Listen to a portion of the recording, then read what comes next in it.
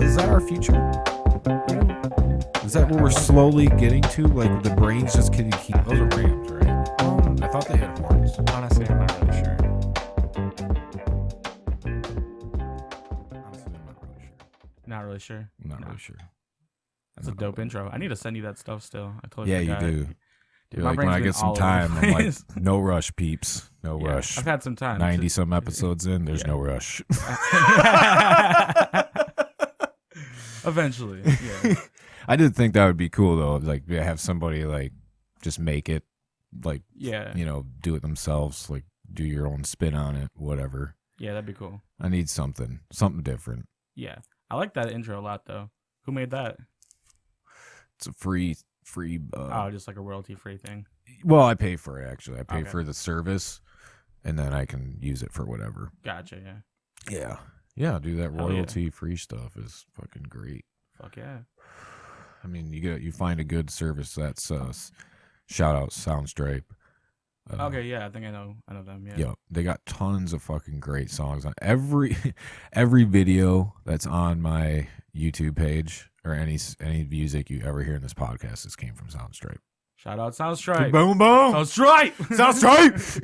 Yeah, do you care if I take these off? I'm going to take them off. You're gonna take off the headphones? I'm going to take off the headphones. You really? I know. It's going to be That's weird. revolutionary in podcast history, It is. but I'm going to take them off because it just sounds weird in my head and it's throwing me off. I'm doing it. Okay, fuck. Wow. Here we are. That's so. Crazy, I gotta. right? I gotta. Well, you might have to put them back on though. Oh yeah. Just you for like me better. No, just for like certain things like I have, like, yeah, that's no like problem. music or anything. If you need to hear something that, Gotcha. Yeah. there you go. I will oblige. So how you doing, man? Doing good. Doing good. I'm Are we hanging in rolling there. now? Are we live? Yeah, we're okay. live. Yeah. We are live. Oh yeah. Yeah, we busted out the Tito's vodka for this one. John, did you want anything? Do you want a beer or anything? Water's they'll be out there. I forgot to bring some in, so you can go grab it. Serve yourself, bitch. So, big move on the way, man. We were just talking before the podcast, and we are learning a little bit more about each other. Mm-hmm. And I didn't realize you lived in LA before all this, before the pandemic. Yeah. How long, is that where you were born? No. I grew up here in Grand Rapids. Yeah. Okay. In West Michigan area. Graduated from Rockford.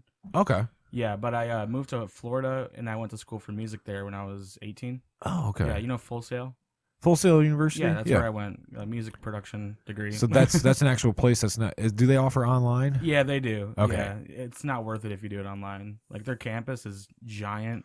They have like all this crazy film equipment, like film backlot studios and stuff like that. Oh hell yeah! And then they like top of the line recording studios and mixing booths and shit. They have like a whole dubbing thing for like film audio and stuff like that. Dub stage. The in person is always better. No matter what. Yeah, 100%. I'd even rather just sit through a lecture in person because you're there, you're in tune. When you're at home, there's too much shit that can fucking distract you, from making the progress you could while you're there. Exactly. Yeah. And they got I'm sure they got a bunch of equipment. Yeah, all the shit for you to use. The top of the line equipment in the industry there. Yeah. So then when you leave and you have your piece of shit fucking guitar, you're like, man. Exactly. Full Sail, dude. Full Sail. Full Sail, dude. You fucking send it. But yeah, that was I was there, and that's where I kind of got my main start in comedy, because I'd done it in high school. Full Sail in Orlando. Yeah. Oh, in Orlando, while you were going to school for music. Yeah, you started leaning towards comedy. Yeah, because I did it twice when I was in high school. I did stand up twice, and then I did improv and stuff at school and all these things. So I've always loved comedy since I was a kid and music, and but I kind of chosen music as my career at first, and so I went to LA doing that. Make those. Yeah. But yeah, intern for this place, Shiny Penny Productions. What up? No shout out. Yeah, this guy, Kerry Brown, he produced Smashing Pumpkins. Okay. Back in the day. And then him and his wife produced some Tarantino films and shit. Oh, too. really? Yeah, it's cool place, cool people. So they composed some of the music for it? So they produced it. Like, produced they're it. friends Okay. with like Tarantino Okay. back in the day. His wife is Lacey Sher. I don't know if you know her. Mm-mm. She like was a VP or something at Blizzard and Activision for a while. Okay. Yeah, crazy family. But wow. Yeah, no shit. Now yeah, we're into video games. Yeah, so I went out there to do that, and then I also interned for a film composer, Heitor Piera, and he did the music for like all those like Minions movies, like Illumination, like kids movies and stuff. But then right down the hall was Hans Zimmer. And I don't know if you know Hans Zimmer. Mm-hmm. Yeah, I was like, you're a music guy. Yeah. And so that's where I really was out there doing it first, was all that stuff. And so I worked as like a freelance composer doing music for people's like, indie projects and like, student films and stuff like that. And then I tried to work for a library for a little bit. Now, was this was after Full Sail? Mm-hmm. So after Full Sail, you're like, all right, learn all this shit. I'm going to try to freelance and just try to help. Yeah, so like the internships were in LA after Full Sail. Okay. And yeah, so like after the internships, I worked on this kids show called Buddy Bear's Musical Adventures. Did you really? Yeah, look it up, John. It was supposed to. You can look it up. It's on YouTube. Yeah. Because that's all where it went. That's it. It never went anywhere else. It just went to YouTube. But when I originally had gotten brought on, it was supposedly being going to be put on Nickelodeon, but I don't know. That never happened. Well, that's the dream. Right. Well, like Disney. The guy that I was working with, he actually had worked on like a bunch of Nickelodeon stuff. Right. But I guess I'm sure he no worked longer. on a bunch of apparently. I was the last guy to find out he no longer does that. So did you do the Buddy Bear's Musical Adventures. So you did what did you do with it? For me? Yeah, I did music. Yeah, which part of it though? So like I scroll down a little bit, but yeah, this is it. But I'll show you which ones I did. So yeah, he's added a couple things now. So basically, he had a music and audio guy that kind of just pieced out. So yeah, like the Feliz Navidad, that's me. Oh yeah. Wow, 88,000 views. That's crazy. But yeah, he had like an actual like 30-minute show that he was pitching, and I kind of helped him finish the audio and music for that. Okay. Because there's a lot of audio editing that still needed to happen, and then voiceovers that needed to change, be re-recorded. You can play it. I own the rights to it, to the music. But most time we get an ad. Oh, gotcha. Okay. But yeah, it's really creepy and Hola, triggering part of my life. My name's Buddy Bear, and today we're gonna sing my favorite song, Feliz Navidad. Oh God. Feliz Navidad. Okay. But yeah, I did shit like this. So Oh, now I do comedy. All right, John. You can see. Didn't pan out. I think I'm a better comedian than. Oh God, that's even more triggering. Oh, you got a highlight there for your TikTok though. Oh yeah, that too. So that's a nice little workaround there. There we go. Duet me. Oh, that's what that is. Dude, that is. So did you do all the music? Not all of it, because they had stuff previously done, but then I did the music and then helped with audio editing and re-recording new talent and stuff like that. Really? For a few of the promotional videos, like that one was a promotional one for like Christmas and shit. Right. And then, in case you didn't know, that's what Feliz Navidad means. I don't. Yeah, I did not understand what Feliz Navidad means. Yeah. What are they talking about? Who's Feliz? And what is he dotting? What is he dotting? What does this have to do with Jesus? What does any of this have to do with Jesus? But yeah, I did music and stuff for all that, and then kind of just never went anywhere. I never really got paid what I was supposed to. No, never do. And but while I was doing all that, in my spare time, I was doing the comedy scene in LA. Okay.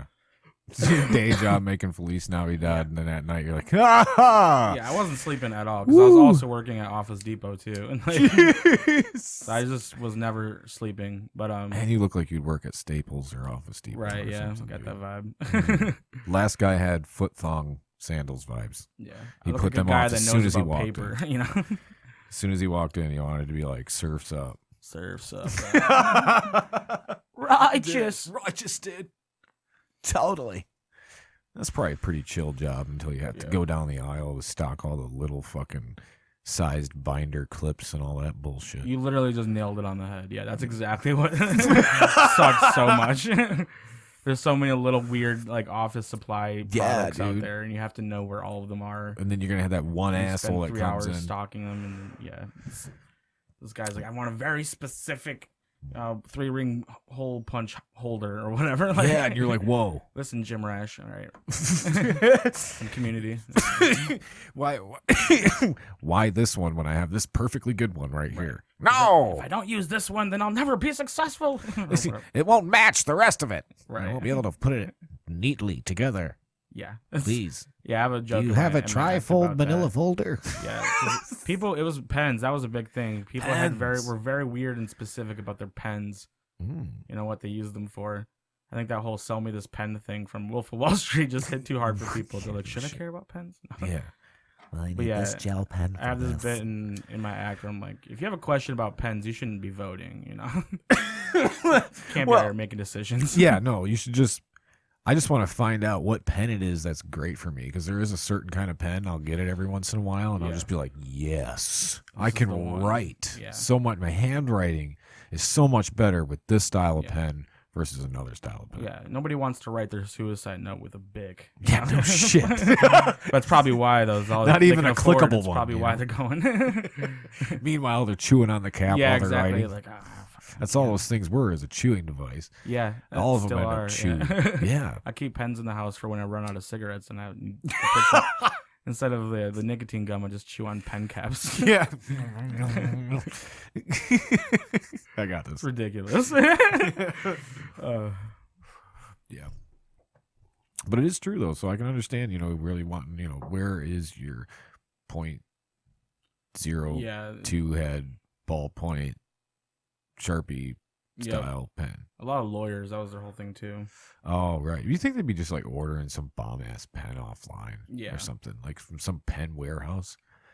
Again, instead they have like their intern or paralegal come in and yell at me about pens for an hour. Yeah, really? Oh, so it wouldn't be them, huh? It'd be somebody else for them. Yeah, the expensive lawyer in LA is not going to go buy their own pens, but it was someone from like a law. Did you guys like hate Staples people? When you were we were constantly just fighting. We would see each other as on site. No, it's we're all shitty minimum wage employees. Yeah, I know. Dude. Yeah, people would ask me that when I worked for DHL. They'd be like, "So like you and like UPS are at the same stop? Are you guys gonna fight?" I'm like, yeah, fuck no. There was literally one like a block down the street, a Staples. And people will come in and be like, well, I'm just going to go to Staples. I'm like, go ahead. They're nicer over there. I understand. Like, get the fuck out of here. I don't want to serve you. Please. I didn't want you to come in. I'll just go to Staples. Fine, man. I don't know. Yeah, I don't get paid on commission. I'm just being paid to stand here for the next 8 hours. Like, that's it. I can stand here and deal with you for 8. Whether or not you're here. Or I can go deal with those stupid binder clips over there that I still got to stock. God dang. I think I'd much rather just sit here and bitch. Right, exactly. I want to read over this manual that they gave us on how to use this 90s computer. I hated stock at Walmart. I hated stocking there too. Yeah, because I never did stock, so they'd throw me out there. I'm like, yeah. Why'd you put me down baking aisle? It's the worst fucking aisle, dude. There's so much little shit. So much shit. Yeah, so much little shit. Yeah, I think the worst thing was the chairs, because the office chairs and stuff, they're each like 80-pound boxes. Yeah, and you're carrying them across the store, and then a lot of them you have to set up the display. You didn't have a dolly, and so you have to. They have U-boats, but they're usually stacked full of different products, so there's never one available. Oh, right, that's typical. That's typical. And so I'd always have to go pull it down and. As if it was for a customer, I'd have to pull it down and then either help them take it to their car, or I would have to build it, because that was a service we offered where you could take it home built. So I'd have to spend like 30 minutes in the back with some crazy fucking Swedish office chair, and just me and an Allen wrench. Oh yeah, I know. Yeah, and the Allen wrenches they give you in the packs always suck. Yeah, they're slipping the whole time. Oh yeah. Yeah, because your manager uses it to masterbate in the back. He puts it up his ass instead of. Ooh, that's what the curve is there for, so it doesn't go all the way in. You know, that's what Allen wrenches are for. I feel like you should have gotten like pretty like proficient at a couple of those chairs though. I got pretty good, yeah. Actually. Like you're just like, all right, I know how to do this. fucking Yeah, chair. I could go to IKEA and fuck some shit up. Yeah, by that third chair, all these are the same. I was like, yeah, I got this. I Yeah. don't need the directions no more. Yeah. Of course. I mean, I'm more used to breaking chairs than I am building. I've broken so many chairs. Yeah? Yeah. Be careful about this one. Oh. Is it creaking? There's a liability having me in here. No. Don't bend back too far. Right. That one out there, you'll feel like you're going to die, but it actually stops at some point. Something broke in that chair, too. Oh, shit. You know, plastic chairs, that's my enemy. Yeah. Yeah. They're the enemy to, like, anybody that's wearing shorts as well. In the summertime. Yeah. Like, fuck you. I'm not sitting in that thing. You got a towel? I'll sit a towel over it, and then I'll sit in it. Burn you, yeah. Burn your fucking ass. You remember those? How old are you? 25. 25. Yeah. Okay. Maybe, well, there's. I think some of them are still around. Remember those fucking lawn chairs, the long ones that you could fold up? Yeah. And then, you know, you lay them way out, but they're like that rubbery kind of rope wrapped it was material. Like straps. Like John knows what I'm talking about. Yeah, right, yeah. Like they're like, it's like that skinny or yeah, like you that. could stick your hand through it or whatever. Yeah, you could. Yeah. Yeah. Remember those motherfuckers? Yeah, my mom had one of those and just hang out in her front yard on it. Like, yeah, right? It's like extended all the way out. Yeah. Cars driving by. Like, yeah, heavy son of a bitch to bring out to the beach, man. oh, yeah, no, fuck that. Yeah, fuck that. I'm trying to bring as We got least a keg to possible. carry. We don't need this. We got this like fucking neat little like half shell fucking sport tent thing. It's like light, and you wait, and you just fill the pockets up with sand to hold it down. Oh, that's pretty cool. So it's like you got the sun blockage there Yeah. too. When you and guys go it's to the like- beach, you go to the beach. Yeah. Yeah, I got kids. Yeah. Okay, Yeah, It's yeah. a whole day. Yeah. It's a whole thing, but you know they get tired out early, so that's Yeah. a good thing. Me too. If I go, I'm there for an hour. You're sitting in the max. sun, Yeah. bro. The sun's just baking The down on sun, your ass, all just like wet. We had to walk a little bit. You know. Yeah, yeah. I brought a sled the last time we went. Yeah, that's a A good sled, call. put the shit on the sled. Just, I was like the sled dog. Yeah, Pronto or whatever. Yeah. Mush. Or Balto. Remember that Pronto. one? I think that's what I meant. Yeah. I think Pronto. That's the hot corn dog place. Pronto Pups. Pronto Pups. You know that place? Mm-mm. Yeah, and I think it's in Muskegon or Grand Haven. It's the Pronto Pups. They do like corn dogs. Oh, really? I think they have one in Grand Rapids now. But yeah, over the summer, the guy kind of went on like a big racist tangent. Oh shit! It was really? weird. They're canceled now. Yeah, but in Are a they still way running? but then what also happens is when you get canceled, the other side comes and supports your business more than ever. Oh You know, right. so they still had, it's just different clientele now. A lot Is of, he not running it though? I think anymore? they still are. Oh. Yeah, I think it's going What did he great. Yeah, this is do? West What did Michigan. he was? It was just like a weird post, and so like a lot of people were like, "We're done with this like, place." was circulating around. Yeah. Shit. What was his name? I don't know. I gave you all the information I know on that situation, man. It's a sad situation. There's sad situations Yeah. all around us. It's like put on your headphones for a minute. I'll put my headphones. All right. What the fuck are you laughing about? It's like I wish. I want to know how long this music was playing. Was this Go just on, on John. while I was going? Well, who could that be? Doesn't that suck? Just ignore it.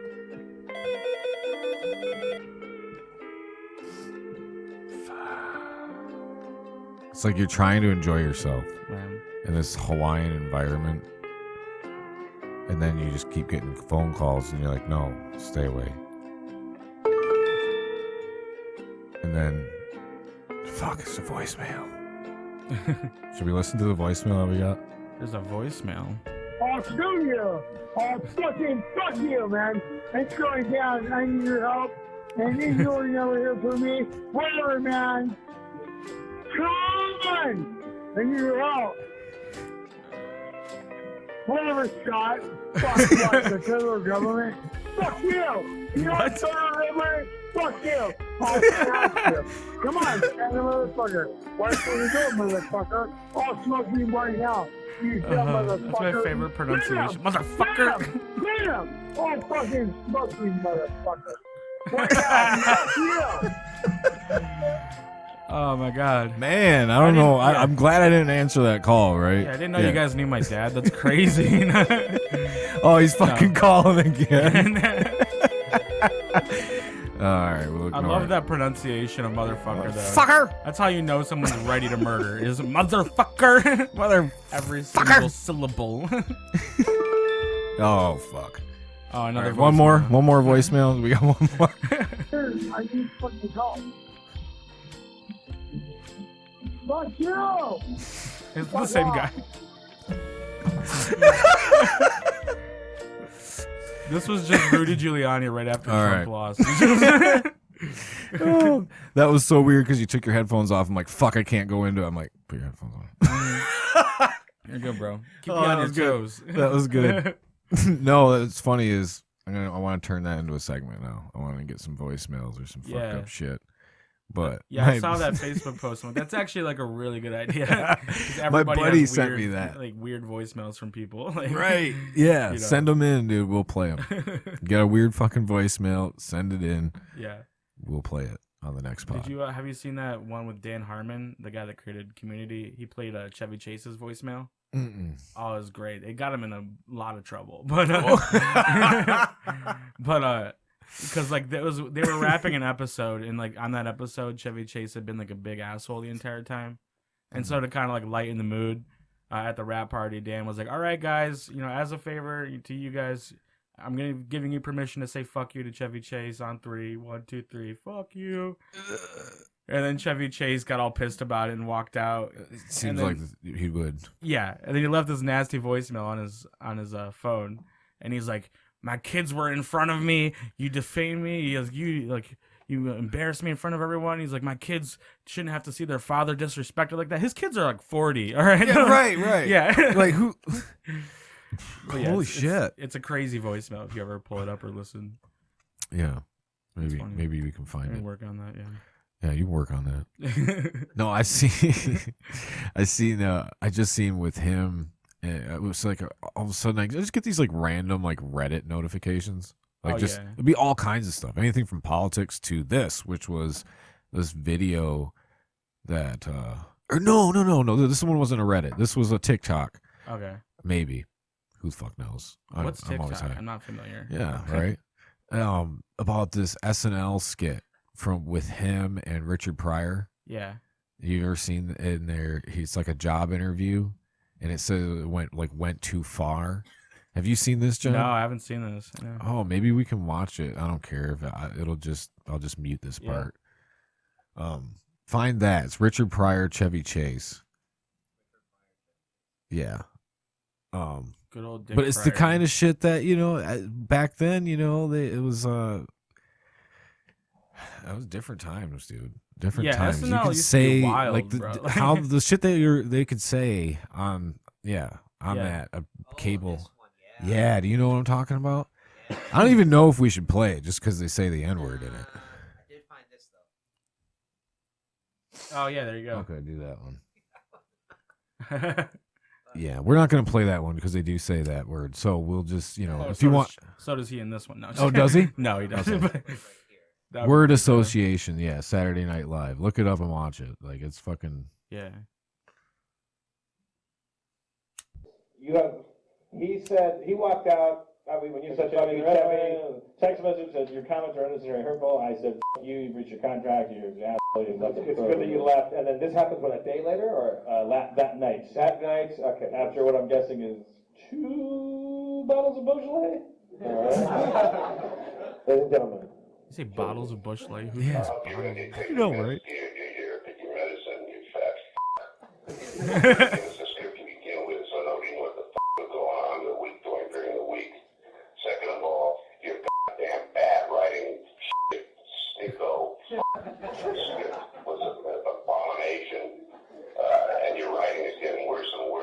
I don't get talked to like that by anybody, certainly not in front of my wife and daughter. You goddamn alcoholic fat shit. You're going to live to be about 57 if you're lucky the way you eat. You can suck my The guy from Harry and the Hendersons. Yeah, no shit.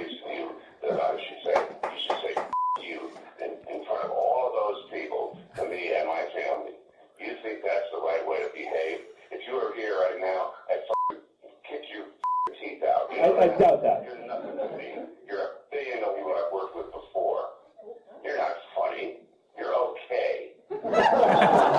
That's the meanest shit you could say to a comic. Damn. Oh, that is the meanest insult you could give to like a funny person. You're not funny. You're okay. Because that means that you're not horrible, but you're not good enough to do anything. To do anything, right? Yeah. Just to. You're okay. Yeah. Really? Yeah, I guess. Yeah, that would. Well, that would hurt. As I mean, yeah, that would be like the same thing as a musician. You know, if I'm playing a show, you know, if somebody, yeah, you guys are okay. You're okay. Yeah. It's like passable. But I mean, you can slightly do that with comedy, more so with music because there's so many genres. You can say, well, maybe it just wasn't your type of music. You know, you kind of like, well, maybe I wasn't your type of comic. You know, because there's definitely types. Like some people don't want to see dirty comedy.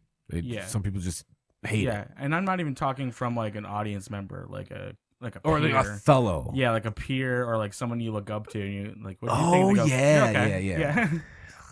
The only time there's an exception if it's like an older black gentleman. He goes, "You're okay." Like, right. You're okay, boy. Like, yeah. Like, what? Yeah. Hell yeah. You're all I've right. got so much confidence. Yeah. Fuck yeah. Yeah. That would be. Yeah, that's different. Yeah, when it's coming from your peer or somebody you like on the show with or something. Like, you're okay. Have you ever been told that by a comic? You're okay. Yeah.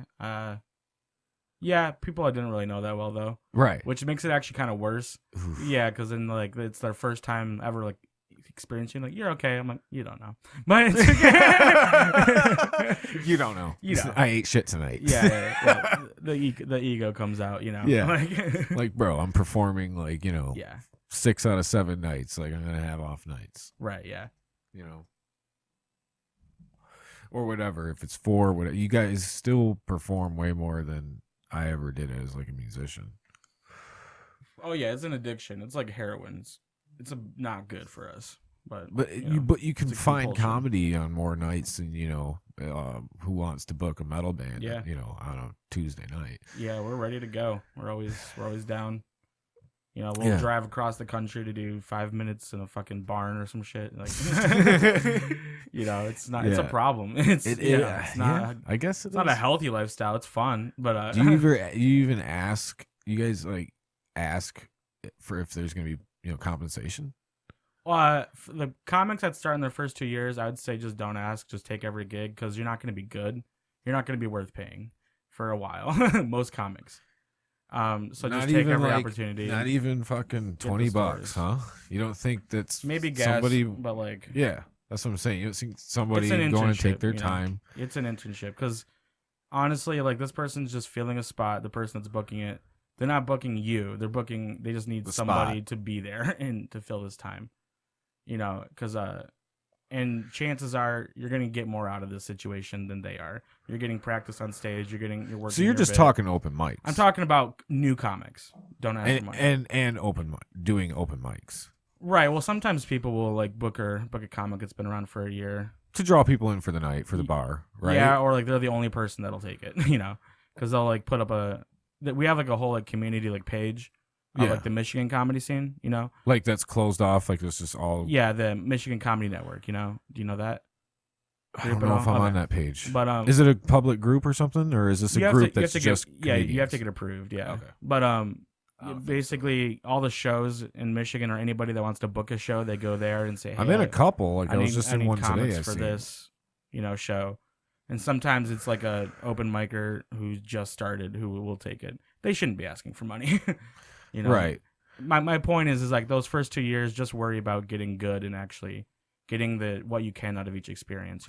Getting a story at least. But yeah, I mean, we all should be asking for compensation. Once you're actually. I always did, even if I knew I probably wasn't going to get it. I'd be like, because I booked a lot of the shows pretty much. Well, yeah. I'd look at the guys and be like, I'm still going to fucking ask. Yeah, if you're bringing people to the show, if there's people that are coming for you, you should 100% be getting money from that. Even if it was an area that like we went to play Detroit and stuff, we didn't have no fans over there. We were over here. I'd still be like, can we get like $50 for gas? Well, it was like probably 7 out of 10 times I'd get $50 for gas. Right. But it's different as a comedian. Like you said, as a musician, we've talked about this. I've talked about this with other comedians, and it seems, it's a thing. It's just like musicians can practice at home. Comedians, you have to practice on a stage. Exactly. Yeah. I can perfect my craft down in a basement. Just everything is perfect. Right. And we're gonna go and put it on a stage. Yeah, you can make it so that the first time people see you is when you're at your absolute best. Yes. Yeah. Yeah. You hope. Exactly. A lot of times you're not, because if you last a while, then you just get better and better and better. Hopefully. Right. Yeah. But comedy, it only works if you're practicing it in front of people. Yeah. That's what people. It is. It's like a sport in that way, kind of. You can only practice it by doing it. Mm-hmm. And just focus on what you need to do each time. Right, and you're just trying to win over, even if it's like a dead night and there's just comics there and like bartender and stuff. You're still just trying to impress them. Yeah. That's what I'd say as a band too. I'd be like, well, let's just play for the other bands. We're kind of auditioning for them to be like, hey, they're actually a pretty decent band. If there was a crowd here tonight, it would have been. Right. Like maybe we should put them on another show with us, because you're trying to get that other opportunity and network. Right. That's why I'll see people just like, I'm sure you've seen it in amongst other comics and stuff, but or they'll just be trashing like the metal scene or something, and I'm just like, it's not a good look if you're looking to be a vocalist or whatever in a band. Right. It was literally, there's somebody posted again about looking to be in a band, whatever, and then under it, like, they're kind of older, and then they started just talking shit about how the new scene's full of kids and they don't know anything, and I'm like, you're not gonna get you're not gonna get at some point a gig with that. At some point, there's probably gonna be a time where you need that person, or so maybe just be nice to people. Right. I'm like, well, a lot of like the local metal bands are in that 25 to 35 age group that you're talking shit about. Right. Like, if you want to get in with those good bands, out of style or whatever, you're not going to be getting as booked as much, and you're going to need them to, get gigs. To help you out. Yep. But if they go, oh, it's just this old asshole who hates everybody, and we're not going to help him out. Yeah. You ever had one of those guys in like comedy scene wherever you've been, whether that's Florida or California, where everybody's just like, man, I wish this guy would fucking get the fuck out of here. Because we've had that as bands. We're like, Kyle wants this the tea. That's what I'm hearing. Kyle wants the tea. That's why I poured another drink. No, I'm the guy to do it too, because I'm about to leave. I don't give a fuck. I'll blow this whole scene up. Fuck you guys. No. Let's do it. No. Actually, probably am my most tactful until I get too drunk, but no. But yeah, no, of course, yeah. There's always people that they're either just awful people. They're just There's people that are just like, I don't like that you are talking in front of people. It's, because they have crazy ideals. I'll say that, racist and usually, or super misogynistic. Where all their jokes are about just like beating and fucking women, and there's lots of weirdos. Really? Yeah. There's this dude. He looked like Post Malone after he was famous. Like if he just lost it all, like he just gained like 50 pounds and he got a ton of acne. Why did I start thinking about that guy from Aqua Teen Hunger Force? I started thinking of that guy. I don't know why. Yeah, I saw him at the Ha Comedy Club in North Hollywood, and he did 3 N-word jokes. It was a white guy. Really? Yeah, and like the first one bombed, nobody laughed. And then he goes, okay, but I'm going to get you on this one. That was the second time he goes, guys, my black friend said I could tell these jokes, which is the worst thing you could say. And then he's like, okay, I promise, guys, you're going to like this one. And that's the third one. They almost murdered him. It was just so bad. And the entire time he had one of those BFC monster cans, too. It was just a beautiful image. Dude, yeah. really? It was People so think cringy. they can really just go up there and get away with it because it's comedy. Yeah. Well, like the best, I think, story personally for that is people watch people like Louis C.K. or Bill Burr or Neil Brennan, people who have said more edgier things, but gotten away with it. And what they don't realize is they're masters of that craft of writing that joke in a way where it's so undeniably funny. It doesn't matter what the actual subject is. People are going to laugh. And it's not, because like Louis has like, I think 2 or 3 N-word jokes, and he gets away with it every single time.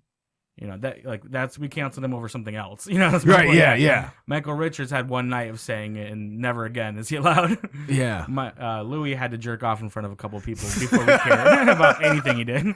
But yeah, that was crazy. Yeah, Pee Wee Herman thing over. Yeah, but they see things like that where people can say crazy things, and so there's a lot of comics who start off thinking this is what comedy is. It's balls to the wall. You know, last bastion of free speech. And they take it a little bit too crazy. They don't know how to take fucked up material and make it funny, you know. And that's the key is when you're telling those types of jokes, it has to be written just perfectly. Otherwise, it's not going to hit, and everyone's going to think you're weird or racist or whatever. Yeah. You know. So it's like, how does, you know, I just say avoid it, you know. Yeah, most people should avoid it. It's very rare. most comics just avoid it. Most comics should realize, hey, I'm probably not funny enough yet to talk about this. Exactly. You know? Like get a base going. Even those guys waited years before. Right. Waited till they were actually good at, you know, writing jokes and understand the sensibility of humor. You know, but if you've like only been in front of a crowd even like 100 times still, you're probably still not good enough to write a joke that works in that area. Well, yeah, you could do that 100 times in a year easily. Easily, yeah. Yeah, and you're saying that like, math. I was like, I think just from March to like November, we did like probably 300 shows. Wow. Yeah. So that's like double shows. Yeah, there's a lot of nights of double shows because it was at least 5 nights a week. But then I would do. So why are you doing double shows? Is it just to get the extra stage time in for practice? It's heroin, man. So I told you, yeah, it's all just. Or just the addiction to want to be. Yeah, comics on are stage. like the most like dedicated and insanely, like unhealthily obsessed with their craft. You know, any stage time. That's it's I'll suck your dick for 5 minutes. You know, type of mentality. You know. Because the idea is you want to work on your bits, you want to get good, you want to get that experience, the 10,000 hours type of mentality. Runs strong with comics, so yeah. Is it more because comedy's like such a individual thing? It's you, it's your own thing. It's you don't have a team behind you. I mean, maybe you got some family that's really into it or whatever, but you don't have a team that's working on this shit. It's just you. So is it to where like, a lot of bands get pissed off if like another band leaves, right? After their set, like they peace out. Yeah. But like, in comedy, it's like, no, I got another show, that was fun, going off, peace out to the show. You're not going to stay. I'll say it varies because like Grand Rapids, they don't care. Everyone's going off doing their thing. We're all supporting each other. We're all friends. And there's actual audiences there. Right. That's the catch. Is like, in other cities, they don't have as loyal of a community there. Or they just don't promote, or they don't do. It's mainly just comics there. Even in like in LA, there's a lot of clubs. They'll do an open mic on like a Thursday, and it's just comics there. So yeah, the people get a little iffy about it. It kind of sucks, but like they get it. Like, if you got another show, go do another show. But like it just sucks if you're the last guy and there's nobody there. There's like 3 people left. Yeah, dude. So what do you do at that point? So you're just like starting to like go through like, all right, because you're gonna have your phone. Or you're gonna have something like you start going through new jokes just to see how it sounds on a stage. Yeah, at that point you're just practicing saying it out loud. Yeah, on a stage, microphone. You got a couple people out there that might laugh. It's the equivalent of just having a friend and going, "Hey, what do you think of this?" Yeah, and just telling them the joke that way. Are the 3 people left most of the time drunk? Usually, yeah. And they want to have a conversation with you. It's just us friends hanging out. But comedy shows don't tend to run too late. It depends. Does it? Like Grand Rapids? They're usually done by like 11. Oh, okay, right. Yeah, it's still 11's. It's pretty early. Yeah, no, that's Grand Rapids is the early example, and then because like in LA, people will do shows till close. Oh well. Detroit, they'll go until they close at 2 a.m. Oh, okay. Yeah, like there's like the independent comedy club. They do shows that usually will end that start at like 9 or 10, like an open mic show where they have people on the stage fucking with you. Okay. And they'll go to like 2 a.m. or like the Cabbage Patch. So that whole area, they're used to just having comics come in and out all night, coming up and doing their 5 or 8 minutes, and then going to someplace else and doing the same thing. Right. So they got people up on stage there. You said at the independent. What is that? What do you mean by that? Is that like a Kill Tony thing or something? No, the independent's a club, so it's like an actual like comedy club. Yeah. It's like you said they got people up on stage fucking with you. Oh yeah. So they've got they'll usually have like 2 comics, and they just kind of sit there and like they'll talk to you while you're on stage, ask you jokes about it, kind of just play off of it. You'll have a whole like back and forth interaction. So you will try to do your act, but then they'll like interject. Yeah, you'll throw little jokes out there. It's a shit show environment. Okay. Yeah. It's, all right. It's a wild that sounds time. interesting. It's a good time. Yeah. Because it's also improv too. Kind of. Kind of. It's well, if they're asking, you don't know what you're they're doing your material, so you're not. So you're doing that, but then you also don't know what they're gonna do or say. After that, you gotta go off the cuff. Are you good off the cuff, or is that not your strong suit? Yeah, I think I'm pretty good off the cuff. Yeah. You feel like do you like it when the crowd starts giving you that opportunity to do, like like I don't know, or do you incorporate crowd work into your set a lot, or is that a big like? Do you focus more on trying to incorporate the crowd, or just run your set? It depends on the night, really. I just asked like 3-4 different questions. It's okay. I got it. The ADHD superpower brain. No. But God damn it. All right. I'm a little high, but I don't smoke that much, so I get high pretty easily. It doesn't last. Yeah, we long. like roasted that whole dude too.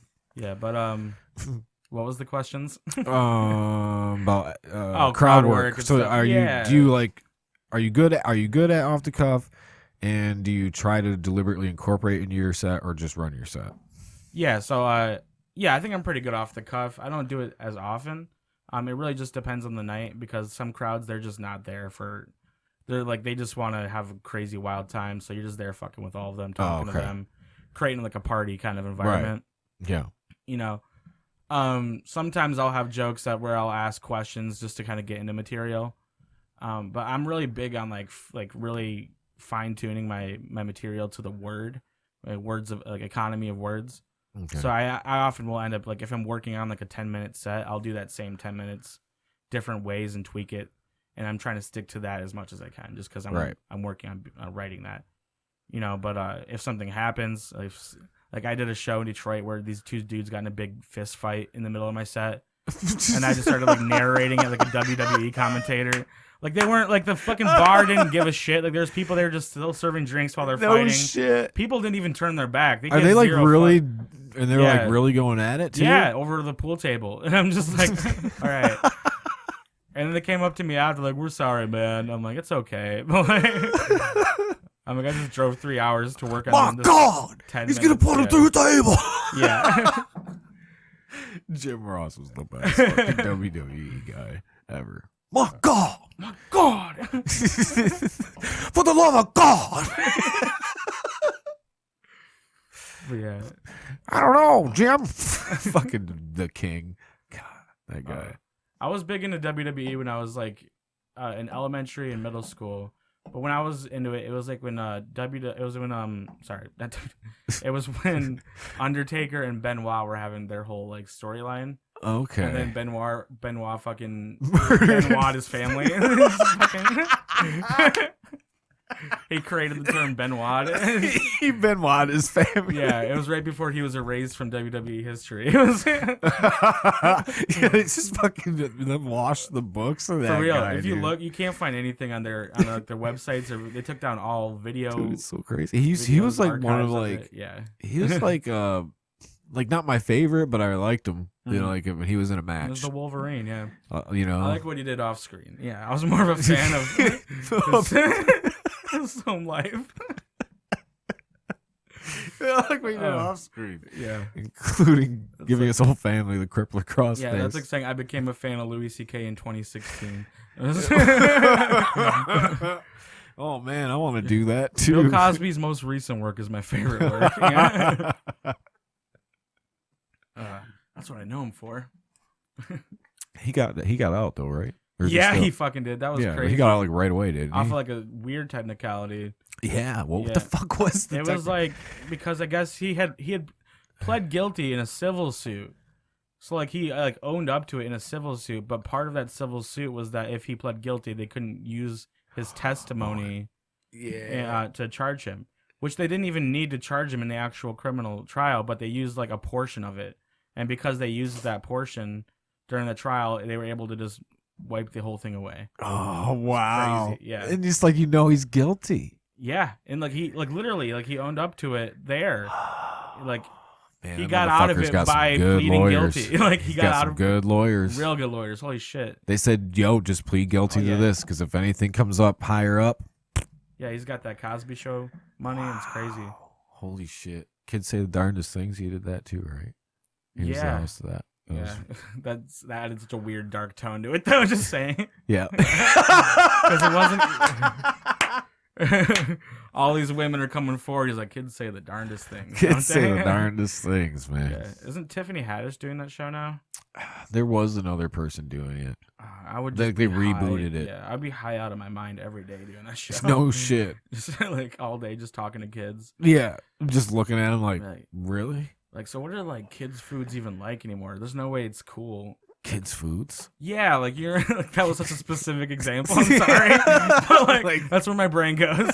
You remember like the food we had when we were kids? It was all crazy packaging. Like Yeah. yeah, Like the Go-Gurts became a thing. When we were Go-Gurts. kids, And they had those, like the ketchup where revolutionary. it was like the different colors and it was. Yeah, like you could play with your food. It was a whole thing. Like, Yeah. they had like the kids' Dinosaur microwave nuggets. meals, you know, and like the brownies. Kid and cuisine. shit. Yeah, kid cuisine. That's what I'm thinking of. Yeah. Thank you. With the fucking Penguin. penguin. Yeah. Yeah. Jinx. But yeah, there's no kids meals, good cool kids meals in the woke century. I don't know. Let's make this about cancel culture for some reason. The woke century. There's no good kids meals. 2022. No, it's weird. They took the penguin right off the Yeah, package. Yeah, we're Pearl Milling Company now. Not Aunt Jemima no more. Remember when you asked me if I'm good off the cuff? Never mind. I'm not. I would like to rephrase that and say that I'm actually trash. I'm a garbage person. Goodbye, Uncle Ben. I personally thought, I was like, why are they canceling themselves off of these fucking, off of these things? I'm like, no, why? It's a staple. It's Aunt Jemima's Oh, right. syrup. It's not I totally forgot Pearl about that. Yeah, Milling Pearl Company? Milling. I just heard that for the first time too the other night. Yeah, I Milling looked at it Company, like, yeah. I don't know, it was the last time I was like, Pearl Milling Company. What the fuck? Can't advertise that. You can totally advertise Aunt Jemima. Yeah, that's syrup. but that does sound like an organization that's hiding some racist shit. You know, Like Coke, remember like, that? What came yeah. out with Coke, how they were like training their employees, their fucking what? Coke thing. Yeah, well, No. there was like they were trading people for Coke. no, it was like some sounds training like the thing where cartel. like they were taking like the racism thing so seriously or something. They're like telling them like I don't know, something about like don't be white or something like that. It was Quit weird. acting so white. it was weird. You know what? That's good advice. I don't though, know. Just Look it across up. the Just board. type in like a fucking synopsis of what I just said. Yeah, that's Coke good advice training though, because white we all people. know what that means. We all know stop acting white. What that means. It means quit being annoying. It's just like It is, yeah. It's Yeah. more when I hear that, I Quit think more like narking, you know. yeah. right. Yeah, we all think of some nerd. It's Yes, sir. a guy that says brother a lot when he's Brother. in the south side of the city. You know? Brother. Yeah, oh yeah, to be ask Listen, its brother. workers to Hey, be my brother. less white to fight racism. I'm hearing like a little poppy thing. I don't know if you are. It's because of the fucking Okay. internet's loading and there's probably Goddamn a Comcast. bunch of shit going on. There we go. Yeah, it is fucking Comcast over here too. Police participated in a controversial anti-racism course where in there's like a In slide. 2021, I thought I thought this was like a There was, story that like, got like some, recalled. Like There was like some picture going around. I think there was a slide that said like less white. that's crazy. Yeah, it was weird. It was weird. I mean, that's really funny though. I just didn't understand the whole thing. I'm like, why do we have to change the Aunt Jemima syrup now? And like, Oh, then it was yeah. the Uncle Ben's rice, and like I don't know, because he was a slave or something. No, I my guess. question I is, don't why do know. we care? Exactly. I don't care if it changes. I'm not involved. It's there's other people. Why that get did their we have to feelings- care to begin with? That's my Yeah, point. 'cause My there's- point there's- is 'cause there are it, some people that they see it, they get their feelings hurt. You know.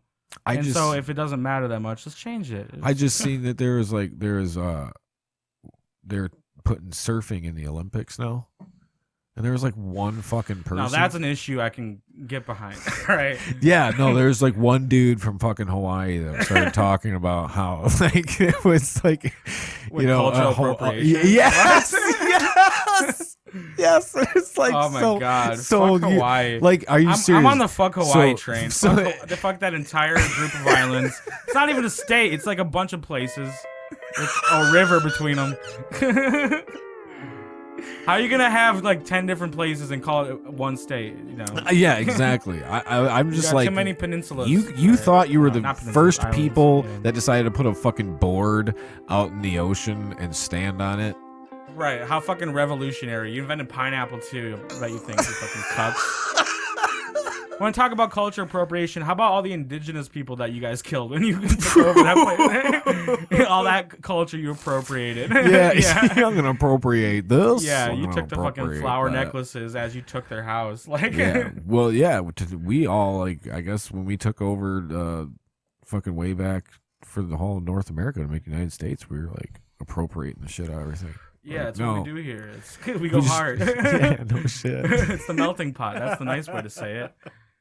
Come on in. Yeah, come on in. Come on in. There's like a whole argument Except for when that, though. COVID. Is like people from other cultures, that's what America was. You come here and you sell your culture, to make it in America. You bring your culture to America. Yeah. But now it's a whole other thing because, there's weird lines because then it becomes like, okay, but you can't act your culture, but I want to borrow your culture for fun. Yeah, right. Yeah, that's like That's the whole true. thing with the hair. You know? I want to just let me borrow it. Yeah, like, listen, you can't work here with dreadlocks, but you can't say anything if I have dreadlocks. Yeah, like fuck you. Yeah. Not you, but me. Yeah. Mm. I hope there's not like I wouldn't think there's like a lot of that going on. I would hope not. Where it's like that. Yeah. Well, So what do you mean like a white dude having dreadlocks and telling the black guy he can't have dreadlocks? that was the whole frustration. White is people with there's dreadlocks, first of all, why? big red flag. Big red flag. Big red flag. If you look down, there's gonna be foot thongs. Yeah. Now, from what I understand, just because I'm not a black person anymore, but no, but I'm not going to speak on behalf. But so remember that white chick that decided to identify as black? Rachel Dolezal, yeah, that fucking moron. But Jesus Christ. But here's the point with the hair thing, though, is that for a long time it was seen as ghetto or hood or trash, for black women and black males to have like certain hairstyles, and so they couldn't get jobs or they couldn't get loans even. Like there's a lot of that, and then all of a sudden it became a cool thing for like women to style their hair like black women, and it didn't affect their lives at all. It became part of the trend. It became popular. It became the style. But up until that point. So you're saying like back in the 60s or something when there was still segregation? Like the 90s. That's not that far 90s. away. Yeah. Right. Yeah. Or like when girls were told they had to like referencing? unbraid their hair because, or no, they had to braid their hair because they had like afros or whatever. Oh, and okay. it's distracting in the school environment. Oh, There's a yeah. lot of those cases and it was fucked up. There was one dude in my class, though. I'm not going to lie. I'd be like, I don't want to sit behind him because I'm not going to be able to see. Fair enough. I didn't care about the afro. I was just like, I can't see. Yeah. Motherfucker had a good one, man. I mean, his fucking shit was big. Like, they took care of that motherfucker, Right, when an afro was, like, well taken care of, it was, like, Oh yeah. perfect. I was like, it was, they have a like whole good shit, routine. but I Yeah. can't see. Right. I was short, too, so I'm like, just Right. Yeah. put the tall kid there. I don't know, that whole seating assignment stuff in school never made sense to me. I was just about to say, but then Yeah. it's alphabetized, so then you put it out of order. Oh, I don't think my school did that. I think they just put like all the bad kids in the back because they just didn't Did want to they? deal with them. Yeah. Like, just go. I'm gonna put this out, but Oh, they're was like, it just still go burning? back there. Yeah, Yeah. the one that's burning. I don't know. No, yeah, I always was excited since my last name begins with A if they went, And we're going to go from the end of the alphabet this time. for presentations. Oh yeah. I'd be like, oh, yes, thank God. I Yeah. can wait till last. Yeah, 'Cause I wasn't H, done yet. Always in the middle. I wasn't done yet. We'd have stuff where it was like fucking 2 class periods, presentations and shit. Oh right, yeah. There's so many people in the Yeah. class. Those are the only classes I actually did good in was like the public speaking and theater. Yeah. Like, cause I graduated early from high school, but I also had a 1.9 GPA. I Oh, should yeah? not have graduated early. But I found out how to finagle the system to get the correct amount of credits and stuff. Ah, right. And so like I doubled up on like public speaking points on the credits. That's why I took Yeah. it. Yeah, I graduated a year late, but only reason why is because I did the finagle credits. I had to go to a different school. Yeah, you did as the like an opposite of adult. what I did. Yeah. I back-ended it pretty much too long. Backload it. Yeah. Well, I went to talk to the Like, counselor. I want to spend more time here. Yes. No, I just was the problem. I spent too little time there. That was right. Yeah, that'll do it too. Then they were like, no, it's going to take you like 2.5 years or something to graduate here. You better go to Winona Center. So cruise over there. And then I'm like, all right, what is classes with the most credits? They're like, well, anatomy and physiology is. I'm like, all right, I'll take that one. There you go. That's a good way to do it. I'm still, my wife, we were together then. She had already taken anatomy and physiology, so I had all the notes. Right. And it was online course. Hell so yeah. I just, plugged away on all that shit. Did you have the online courses too? Yeah, we had some. Like you would do it not at in high school, school, but not in You'd do high it school, there, but in college we did. Yeah, but we had some ones we would do from home too, and then we would do all of our tests online too. Oh yeah, and there was always like a Quizlet for it, like Quizlet.com. but that's like doing it at home though. I still had to fucking. I would go. be in class, and I would do, really? for the tests. Yeah, we Okay. had to be in class, and I didn't give a shit. I would just Right. control tab between the two different ones. Okay. Just to switch the windows. Quizlet. Quizlet. Yeah. Quizlet. Is that Full Sail? Yeah, well, I mean, it's like a website where like past students can just upload the test answers to like homework and for tests and stuff. So did And you so, like, graduate early from there too? No, well, kind of. The way that Full Sail works, they do 2-year degrees, but you get a bachelor's. And so you're not sleeping for 2 years is basically how it works. But, We're gonna cram all this shit in. Yeah. So what they do is you take 2 classes a month, and every month you switch 2 classes. Okay. And you're taking an entire semester's worth of each class in that month to put that together. Yeah. Wow. So you're on campus usually around 12 to 16 hours a day. Yeah, like because People even work. No, a lot of people do. It's really hard. I tried. I worked at Taco Bell. Oh. And on campus, because I'd worked at Taco Bell here in high school. Oh, there's one on campus. Yeah, there was one on campus. I worked there, but after like the 4th or 5th month, you just can't because I'm like I don't have any hours available in the day. Yeah.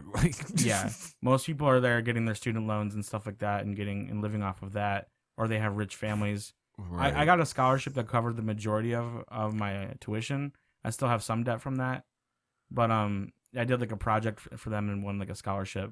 Oh, okay. And then I had like a good amount saved up for working in high school and stuff like that. Right. Because I knew like the second I was 18, I was moving somewhere. Uh-huh. I didn't want to be here. I still don't want to be here that much. But Me either, really. yeah. If I'm gonna be here, I want to go to Northern Michigan. Yeah. I just want to go up there and get something rustic. Yeah. It's nice up there. It's peaceful, quiet. Oh yeah. Yeah. I went out. I did the Pictured Rocks. Yeah. Yeah. That's a beautiful hike. Hell and that was yeah. back when I liked to walk. But I did it barefoot too. This was back when I liked to walk. You did it barefoot? Yeah, because my mom said I couldn't, so I did. I can't walk barefoot, bro. Yeah, it was I can't bad. do It was 7 miles. Just all through the woods. Just barefoot. I couldn't do it. Yeah, 3.5 each way. Not 14 in total, but Dude, no way. Yeah, 7 in total. But yeah, it was 7 bad. in total, not My 14. Yeah. To be clear. You guys give yourself away. I just blow over it. Yeah. I wasn't even thinking. I'm out here walking. I want even my skinny friends getting the idea that I want to go on a fucking 14-mile hike. I don't even want to hike down to the gas station by my house. But yeah, my feet were fucked up at the end of that. Dude, yeah. Not a good idea, but it was very. Some people can though. Like, yeah, some people just walk around on gravel. You fucking. If I just get like in my head enough, I'm just gonna force myself to do it and put up with the pain, either for just the joke or the story, or just even some to hot make a coals. point. Yeah, probably. I could probably get hot coals. I could hype myself up to do it. Yeah, for sure. I don't know. I got like sensitive ass feet, I think. Yeah, my feet are like fucked up. Dude, no. Some people can. They can just walk across gravel. Yeah. And shit all sharp and stuff. I'm like, what the fuck are you doing, dude? Right, yeah. Where are the bottoms of your feet just one whole ass callus? Yeah, that's country behavior. They're used to walking around barefoot all the time. We're gonna milk the cows now. Right, they're walking down a gravel road for a mile barefoot. You lift up their feet, there's just rocks falling out of it. Yeah, that's sure shit. Yeah. Oh, it'll be all right. I'm gonna soak them in some Epsom salt right tonight. Let's go stick them in the lake. You know? I'm gonna have to rub my feet later. Yeah, you know how they have like scare the gay away camps? They have that. They have that for. You know what I'm talking about. Scare the gay away camps. They have that for feet fetish people as well, and they just bring me in and I just show them my feet, and then they're good. They're like, all right, I'm good now. Appreciate it. It was costing me a lot of money. That must have been what they did in like first grade for me when they brought a blind person in. They're like, you don't want to be blind. You're right, I don't. I don't want to be blind. I thought I did. That was crazy, man. Why'd they bring a blind person in? I don't know, so we can see, like, hear from a blind person. Like, they're fucking... Some like homeless guy. No, dude, it was like some lady. We brought in some random blind bitch. I totally remember. This was here in Holland, dude. Like right at Longfellow. I totally remember. Does that ever happen to you, John? Dude, what school did you go to around here? Jefferson? Dude, we had Miss Engelhart is what her name was. She was the blind one or the teacher? No, the teacher. And they brought a blind person into the classroom. We just found some blind person wandering around. Brought them in to show you guys why you don't want to be so fucking blind. Shout out Longfellow. Yeah, they're not even a fucking elementary anymore. They're like some administrative bullshit. Yeah. Sad. But anyways, yeah, dude, they brought this late. I love the idea that she had no affiliation with the teacher at all. They just found a blind person. I don't know if they just found. I don't know what happened. Probably just like a friend or something, I would imagine. Anyways, her eyes were rolling around the back of her head like a some bitch.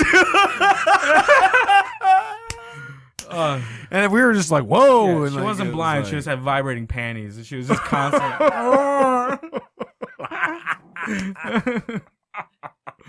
Holy shit.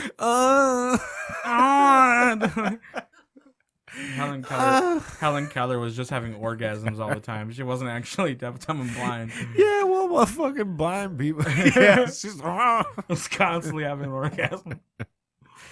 Yeah, well, just like, I don't know. We have fun here. They can still talk and hear and listen and shit. They just can't see. So you can totally hear like what it's like, I guess. I don't know what it was for. I'm assuming that's what I'm trying to get. What's the purpose of just bringing in a blind person? Like, look at them. Like expose you to a blind person in classrooms where you can teach about it. So that way, if you see a blind person out in public,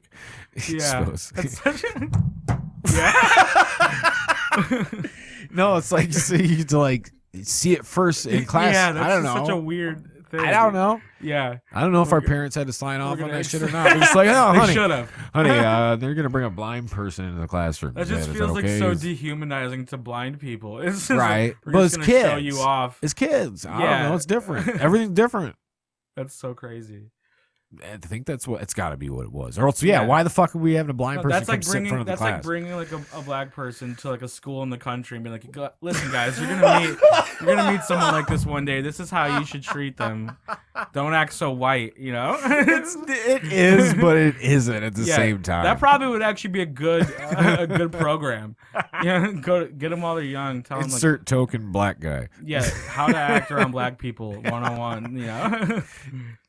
Just act normal. Yeah, exactly. Just you know how you acting around your friends before he walked in. Just do that. Just do that. Just do that. That's fine. Yeah.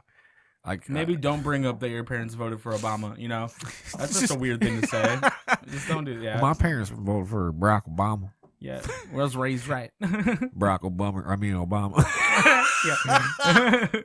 Barack Hussein Obama. They Barack Hussein. Yeah. Obama. Yeah. They stopped. They paused. Barack Hussein. Yeah.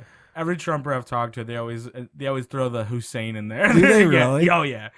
They still don't. Like, well, he's still better than Barack Hussein Obama. What? You really emphasize that Hussein in there. Barack Hussein.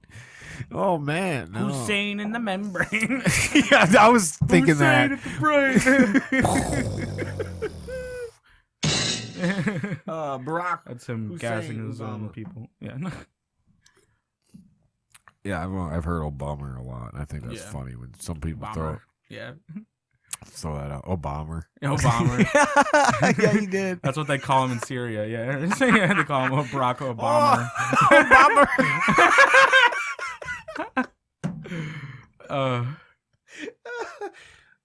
Obama. It's ridiculous. Oh no. Oh. what is this? Where have we? I don't we know. started somewhere. I was and just then about to ended up think. here. I was like, well, how How the many fuck did we get here? how many fucking times did Trump bomb over there? And then how many have we bombed it all yet since Biden? I have no Seems idea. like we're always bombing. We were busy keeping track of like his golf outings and shit. I don't know. Yeah, I know, right? He was, How that was insane. his. Well, we got one more year, As Biden. much as I hated him being president, he knew how to manipulate, media to keep attention off of whatever he was doing. Yeah. That was his whole game from the jump: is keep the media attention on me and my weird craziness. Calling Ted Cruz's wife ugly and shit, like, doing that shit so that people don't notice when he does do other things. He makes weird deals and Yeah. But Well, I think we got one more. We got one more year Biden, and then Sheriff Kamala is gonna come. yeah, Jesus Christ. Yeah. Don't you think it's weird? Like, I don't think Biden's even at the White House. You want to talk about conspiracy theories? Oh, he's probably got a better house. I don't think do presidents live in the White House? I think they're supposed to, yeah. Right? They're supposed to Yeah. live there, right? That's where they are. Yeah, because then they have to wake up and go right to meetings and stuff. Right, and- right. They don't like live Or somewhere McDonald's else, or or like yeah. a different house. But Yeah. they always talk about like Biden returns to the White House. Yeah, well, they also have like a private jet that can take them anywhere at all times. But, like, so they're always going to meetings and So why Golf is it? But why is courses it always and like returns to the White House? because they're on the road. They're always on the road. That's the whole Returns thing. to the White Yeah. House. Returning to the And then what's up with all It's these always like? a sequel. It's what's up Biden with- returns. What's up with Biden's tiny desk? Remember when everybody Yeah. made fun of It's the Trump same with the desk, tiny isn't it? desk? No. it's different. Why has he got a little tiny desk and a little movie set behind him? I don't know. Fake. Did you see that? With a Yeah. fake ass motherfucking window with some fake ass shit on the outside. No, that's weird. You didn't see. You didn't see that? No, I haven't been paying attention, which is Bro. the beauty of it. Yeah, I don't have to. I barely do either, Yeah. but certain shit catches my attention. Yeah, because you had to pay attention with Trump, because like North Korea would start talking shit, and then he would Yeah. just escalate. He'd be like, "What the fuck did you say? You talking shit to America? I love that. Tiny though. Rocket Man, motherfucker!" I Like, loved that shit. Biden, though, 'cause it's so fucking North Korea hilarious. starts talking shit. Biden's just like, "Hey, man." It's Hey, just- man. He's like a stepdad. He's trying to correct his To where- wife's kids or whatever, Yeah. but he doesn't want to cross a boundary. He's like, Hey. hey, don't do that. Come on, man. I thought we were cool. Obama would just be like, I'm sorry. He's like, I'm sorry. Obama's like, you're using the wrong bombs, man. We've got way better shit over here. Come check it out. I'm sorry. Yeah. Need more bombs. I'm sorry. Send the drone.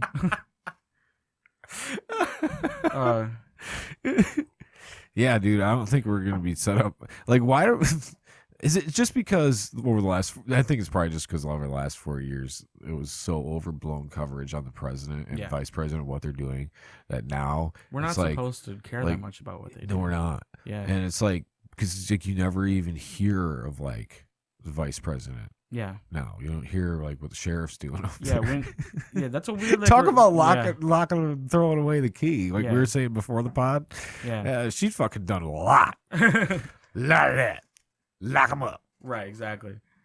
Those people, the Innocence Project expunged 2 or 3 That's from where her. we ended up. That's such a thing about America. It's like people don't realize how like actual right we are. Even our liberal people are still pretty, it's pretty conservative. Like the people that for the liberal Democratic Party, Joe Biden and Kamala Harris locked up more black people than anybody. Yeah. It's are responsible for it at least.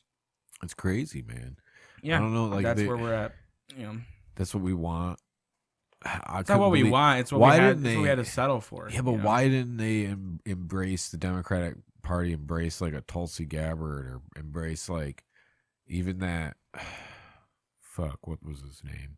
Because they're all the same. It's the same people. I know it Yeah, is. the Republican Party and the Democratic Party. It's the same institution, the same people that are all running things, and they have a specific way they want things to run. And Trump fucked that up for them, and they're trying to get that back to the standard quo. Can you believe? I still can't believe he was elected. But yeah, I he just would have done like great as a comic, man. He would have been. I feel like there was. I feel like they hilarious. had enough that they were gonna win, anyways. They were afraid, I guess, because obviously he won last time. They didn't expect that. So they wanted to like bring the Obama years back somehow with Biden or something. Yeah. But they could have embraced like a couple other people that were a lot fucking better. Yeah, but Biden's the company guy. That's the whole thing. Right.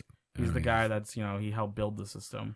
And so he's going to play with whatever games that they've got going on. I hate that. Yeah, I fucking hate it too. Yeah. That's why I say that. Well, they need fucking term limits on all them motherfuckers in Congress and shit too, sitting in there in the House and stuff. And those they can just sit there and like die in that chair.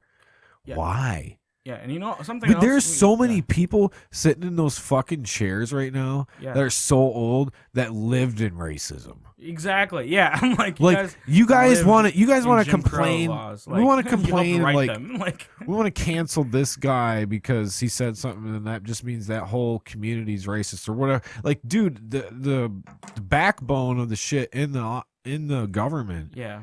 Those old ass motherfuckers were in the racism era. Like, you initially got that job when certain people couldn't vote. Like, it's crazy. Yes. And then something that they never talk about is you're not required to actually like have anything to do with the law. You don't have to be a lawyer or anything to make laws. That's kind of weird, isn't it? Weird. Like, you, as long as you're above a certain age and you meet these like health requirements, you can be in Congress. You can be a person that makes laws. Literally any fuckwad can run for, and if they're popular enough, can just go ahead and be a person that makes laws. You don't have to know fuck shit about actual laws. That's why they say anybody could be president too. Exactly. It's so fucking bananas. Like, you could run for president. Yeah. If you wanted to, you just pick a party. There's so many. Yeah, it makes no sense. Patriotic party. Can you imagine how how much it sucks then to have to be a lawyer or a judge or a police officer and like actually enforce these laws made up by people who have no idea what the fuck. I mean, there are a good amount of people that have law experience and lawyer experience and stuff. There's a good amount that don't too, that were just like engineers or some shit, and now they're supposed to write the laws of the country. Yeah, it makes no sense. Of course, they're gonna be corrupt and just do whatever the fuck works out for them. That's kind of what the whole job is. Is how can I make this work for me? And how can I make money off this? Right. Like how Nancy Pelosi and her husband and shit. The fact that you can write the laws and then also have other streams of income. That seems like a big conflict of interest. Right. It's her husband. Yeah. It's her husband. Yeah, you literally get to write the laws of how this economy and this government works and this country works, while also make a profit off of it. That makes no sense. Yeah, that's like no wonder why they don't leave. Mm-hmm. They're not going to leave that. They're set. They can just sit there and it should be, I think, 35 to 55. And that's the age. Like put a limit. Yeah. Let's put an age limit. Age limit, yeah. For you turn 55, you're out. Shit. Yeah, for everything. All that. Yeah. Well, maybe president 65. I guess 65 is more reasonable. Because there are some, but like we're put pushing it the retirement age. Yeah, we're pushing it. Yeah. Just whatever the retirement or whatever the early retirement age is, I guess. Like right now it's 62. Right, something like that, yeah. That's early retirement. Yeah. Which by the time we're able to, probably 70. Yeah, I don't think retirement's going to be a thing when we're older. Yeah. Social Security's going to be gone. Yeah. Everything. We're already like spending monopoly money. Yeah, it's non-existent. And why is everybody cheering on this Xbox and PlayStation war here we have going on, where they're buying up companies? And I'm just like, monopoly? Mm-hmm. We're going to have 2 monopolies here. That's all you're going to have for games. Yep. That's what's going to end up happening. That's how the and whole then system finally, works. How, one of them is going to buy the other. Yeah, that's how it works, top to bottom. That's why every market you have. That's why everybody complained about getting Madden out of EA. They're like, release the rights. Let fucking ESPN, make another football game. Right. Let other people make football games so that way Madden is better again. Instead of every year it's a rewashed fucking from the last time. Yeah. Why, so they're complaining about a monopoly basically. Like, right. This is what's happening. You shouldn't be cheering on all this fucking buying up. No, it's fucking weird. I don't know why people would be cheering it on or like, yeah, I want this company to get bigger, No, like, that's not keep what made the you competition. Like them. Yeah, they had to compete. They had to make good things. That's why you fell in love with their company and their products. Right. Nintendo is like a niche market. Yeah, it's a big market. Don't get me wrong. Yeah. Obviously, they're making They're still making bank. They're still making money, but it's still more niche because it was Switch and they do all the Wii's. Yeah, and they created their whole GameCube. whole entire universe of gaming. And so yeah, all their games, their systems, their games, the graphics, everything. It's specifically Nintendo. You couldn't mistake it for anything else. It's always Nintendo. Right. You know, they created their whole world there. So yeah, they can run that world there. They sure can. And they compete with the other companies who, they are constantly like co-licensing stuff or whatever. Like there is no like cross-platform. That's the word. Yeah, there is no like there's this cross-platform, right? Yeah, they got games that cross-platform to Twitch or Switch and stuff, right? For Nintendo with Xbox and stuff, there's there's Call of Duty and stuff. Yeah, like there's Nintendo? nothing that goes from Nintendo to something else. But they're not making something anything. else comes to Nintendo. Possibly, yeah. They might. I don't know anything about the Switch, so right. I was like a GameCube kid, Oh, were you? Yeah. So my brother, I had two brothers, so we each had a system. Oh yeah. Xbox, PlayStation, Nintendo. Yeah, I had a PS2 at one point, and then I had a Xbox, and then this is a story in my act too. My mom sold my Xbox for drug money. And then when I asked her about it, she looked at me in the eyes and goes, "You never had an Xbox." I'm like, "Bitch, what?" Like, I'm like, "You know how confident you have to be to gaslight a 12-year-old that hard?" Like, no shit. You never had an she Xbox? still denies it to this day. She's like, "No, really? we gave it to this guy, like your uncle or whatever." Like, I never knew what happened. I'm like, all I know is I came home one day and it was just gone, and we never talked about it. Like, yeah, the original, right? Yeah, the big. Yeah, the original Xbox. Yeah. Now, not did you play that Xbox. Fusion Frenzy on there? I don't even remember. I played a lot of It was up to 4 players. Yeah, Alien versus Humans. You remember that game? Or I do remember that game. I don't think I played it though. And then like a Halo. It was constantly. Halo for sure. Yeah. That's clearly obvious. Everybody played. Did you see the fucking new Halo series that might be coming out on or that's coming out on Paramount? I've been hearing about that. That's crazy. Oh, dude! I hope it's good. Were you a big Halo fan? I just played Halo 2 and Halo Reach a lot when I was younger, but I wasn't like into the culture. I guess if there is a culture or whatever, but me neither. I was just a huge fan of the games. I didn't. Yeah, there was other stuff that there was. I guess made comics and shit or something. I didn't read. Yeah, like at the time, you either played like Halo or you played COD, and me and my friends played Halo all the time. Yeah, dude, John, find it. Fuck it. I don't care if they mute it again. It looks killer. Like I haven't gamed in like probably like hardcore game. The last game I sat through was Outer Worlds. Yeah, and you mean like played a game all the way through? Yeah. Yeah, I haven't done that in a while either. I tried to play Assassin's Creed Valhalla. First trailer, whatever that trailer is. Well, it's the Assassin's Creed. Yeah, because I played that game. Really good. Yeah, I played the first 2 when I was younger. Me too. And then I tried to play the Valhalla one, and I got like halfway through, then just gave up. Got bored. But try live that action one, Halo, that's cool. It could either be really good or super bad. It looks pretty good, like the graphics or whatever and all that looks really good. Like the aliens and stuff. Yeah. Yeah. You can just mute and play the graphics. I kind of just want to see that. Yeah. Yeah, that'll get you a copyright strike for sure. Yeah. Just mute it, John. There we go.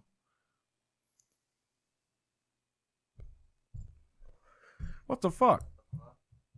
It said watch. Just click the YouTube. Oh, here we go. Oh, that was cool. Yeah, that's what I seen. Yeah. That's what I seen. I was like, damn, that looks good. Everything looks like Halo. Wow. Yeah, this is the one I seen. Even walks like it. Yeah. Look at Oh, wait till you see the Warthog, dude. The Warthog's great. I'm like, yeah, dude, I love driving. Damn, this is cool. Are people watching this too while we're watching it, or is it just silent and weird for a minute? No, they can see it. Okay, yeah. Right there, dude. Yeah, he puts it right through the wall and the Warthog, dude. Oh, dude, that's sick. Yeah, I mean, if you were, I wonder if they actually like built those things or if it's fake. Well, those are. Oh, that's dope. Dude, the ship. Damn, yeah, that actually Everything looks like it'll be looks good. legit. Yeah, that looks like it'll be good. It makes me want to get a subscription to that Paramount Plus now, at least just to watch it. A lot of people like I was supposed to have it with my T-Mobile I was just looking at like what my bill, like what my plan includes, and it was like Paramount Plus for a year, and I'm like, oh, well, I've had the phone for 2 years, so I guess I missed it. Missed out on my fucking chance. Mm. Yeah, even that dude. Oh man, that fucking Cortana. Oh hell yeah! But the captain of the ship looks just like the captain in the fucking Halo 1 or 2, whatever it was. I think it was 2. It took me way Halo too 1 long. was like good, but it's Halo 2 is what really Halo set 2 the is fucking one. mark. Yeah, yeah. Like that was where you could play with your friends. Yeah, Halo 1 was just the campaign, really. And then, Halo 2, that's where you could do co-op missions, and you could do like 4-person split screen and shit. And you guys would all just come over and play for hours. I loved how you could like play online with the campaign too, to like help like beat like try to do it on legendary mode. Yeah, I was too poor to afford Xbox Live at that point, so it was all local for me. Still local. Okay, yeah. Yeah, because that's what I did most was with me and my brother or something. Oh, right, yeah. And you'd have that second person on the turret back there and shit on the Warthog. Yeah, back then you had to buy like a whole ass adapter for the internet to like attach it to your Xbox and stuff. Too. I remember you had to buy like a wireless adapter or some shit. Or like actually plug it into your system, like to your modem or something. I can't remember. Yeah. I remember they were for the 360. Dude, you might I know for the 360 when they first came out, you had to buy a wireless adapter with like it had like one of those antennas on the back. Yep, I had that. And then I think or you could just hardwire it in to your Xbox, which is probably the better way to do it.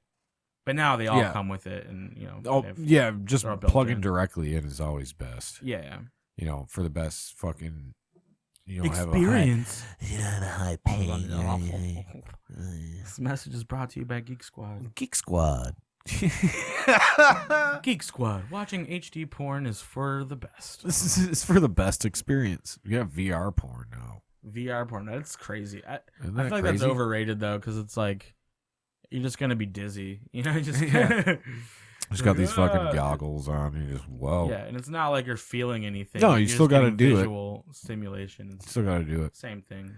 Yeah. You just now have 2 hands free, I guess. That's yeah, it's hands free. Except you're like, all right.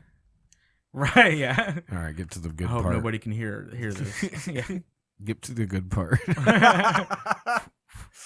Yeah. Too far. Too far. They're eating ass. Come back. Bring that back. Yeah. You go from like dialogue, they're like, what are you doing here? And then you skip too forward, like, okay, I need to come back and miss plot points. Yeah, she's pegging now? Oh, what the fuck? What the fuck is this? Oh, who's this guy? They introduced a whole new character. God damn it. A whole new character's in the scene. It's the pizza guy? I haven't seen this arc. It's the pizza guy. Where'd he come? They didn't have time to order pizza. They got pizza and the plumber coming at the same time. This is crazy. Oh, here comes the electrician. They all come at they the got same a party. Let's produce a porn where it's all the stereotypes in one. It's like the epic movie of porn. It's just a parody. Epic of all porn movie. Epic porn movie. There we go. Yeah. You heard it here first. It'd be like Road Trip, kind of. Right, like that style of movie. That'd be fun. What's epic porn? Road Trip was about them getting the porn tape. Yeah, he made the sex tape, and then he meant to send a video to his girlfriend of him like playing like a guitar or something, but instead accidentally mailed a sex tape. Yeah. Classic shenanigans. Classic early 2000s. Well, fucking farce. Tom Green and shit. Tom Green, yep. Dude. Who did that in a podcast and then just dipped out. And then appeared like 10 years later on Rogan's podcast. Yeah, that was crazy. That was crazy. Did you listen to that one? Yeah, I did. It was good. I was like, wow, man. This motherfucker. But, he had like it all set up way back in the day. Yeah. Like, before, like, it was kind of a thing. He was doing his own show. He was there just too early. Yeah. Yeah, like people didn't know how to. They don't know how to access it. That's the thing is like you have to wait for technology to come so that the average person can like get to it. Right. You can't have too many steps. You got to be able to just hand it to them. It's like what's out there right now that we don't know is going to be in a pipeline here in the next year or two. Exactly. Yeah. Once VR becomes like accessible to everybody, I don't like it. Cheap. It's scary. No, it's Ready Player One. That's where we're heading. It's scary, dude. Yeah. It's scary. These people are going to have these goggles on with like Mark Zuckerberg as their overlord and shit. It's weird. Dude. I'm honestly like considering just getting a flip phone. Like I've been thinking about, yeah. Because I think about it, I'm like, this is not good for my mental health. You can't, though. You can't. You're constantly promoting stuff. That's the thing though, is like I can like have a phone that's only just for like promoting stuff and I use it 1 hour a day. 1 hour a day. I do that, and then I'm done. So let's get into that. Like, let's get into that. How are you doing this TikTok stuff? So are you filming a lot like in one day, and then planning out your week and scheduling out some posts? Honestly, and shit? if I did that, I would probably have more followers than I do already. I'm not as organized as I should be, as I tell people they should be. Yeah, right. Yeah, but yeah, honestly, I make videos when I can. There was a period where I was trying to do them like every day. Yeah. And it did help boost my thing a lot. But I'm very conscientious about not just having content, but having content that's legit who I am. And, not just doing like trendy stuff just to boost my views. Yeah. Because if people are going to discover me, I want them to have the correct expectation of what to know when they see me in person. Yeah. Like if I do a bunch of lip sync videos or like trend eating some crazy spicy food or whatever, it'll be fun. But then they come to see me live and it's a different vibe, Yeah. So a lot of my material on TikTok is just like my stand up, and I've just TikTokified it. I've cut it, sped it up, little certain phrases here, editing tricks to make it palatable to somebody just watching it on their phone. Like from an act on stage. No, so like I'll actually I'll do it like in my car. Okay, all right. Yeah. I'll do the same bit, but then I am using editing to like kind of set the pacing of the bit and like cutting things really tight so that it's just like your recent ones too with the headset on and shit doing your at home. Yeah, that was me. That's because I have that new job now. Yeah. So now that's what I do. But I used to just do Grubhub and stuff during the day, so I'd just be in my car and just make TikToks while I was doing that. But yeah, honestly, it's been pretty cool. If you put a lot of work into it, I just say the trap people fall into is just doing like, not just with TikTok, but with any social media. Their whole main focus just becomes getting views, getting followers, and whatever it means. It's like you can get a huge, viewership or a huge following, but if it's not who you are and what you want to do, then what's the fucking point? Right. What are you gonna do once you have that following? Right. It's like now you're gonna try to transition to something, and that's what happens. Is people like will blow up for one specific thing, and it was not something that they normally do anyway, and then that's all they want to see from this person. They get pigeonholed immediately. And then when they have the following, they go, okay, guys, but also I want to do this. And then it just... Right. Like, there's this guy who would do this dance. You know that song, Shake It? Like, shake, shake, shake, shake, shake. He would do like a weird dance to that on TikTok. And he got like millions of followers. Just doing this. Just every day he was just doing this dance in like different locations. Wow. And then one day he put out a video and he's just like, hey guys, I'm done doing the dance. I haven't seen him since. I don't know what happened to him. I'm done doing the dance. Working at Office Depot or some shit. I don't know. But he's like, this is a better life. He tried to do other things. He had other things. He tried to do other videos and nobody watched them. They just fell off. That's what I'm saying is you have to be consistent with who you are from the beginning. Right. As you build that audience, you're setting the expectation of this is who I am, because that's what they're buying into. And so when it comes time to saying, hey, this is what I want to do, they go, okay, I'm coming with you. And that's what Rogan did. Yeah. From the beginning. And this is what I'm doing. This is who I am. So now he's built his audience to the point it doesn't matter what fucking platform he's on. Yeah. He could release it on his website and it's still going to do the same number of views. Well, especially when he went to Spotify, there's people complaining and stuff. I'm like, dude, like pretty much everybody has Spotify. Yeah. Unless you're like strictly Apple, dude. Yeah, they got probably like hundreds of thousands of new subscribers too, of people that didn't have it. Yeah. Right. Along with the people that had it.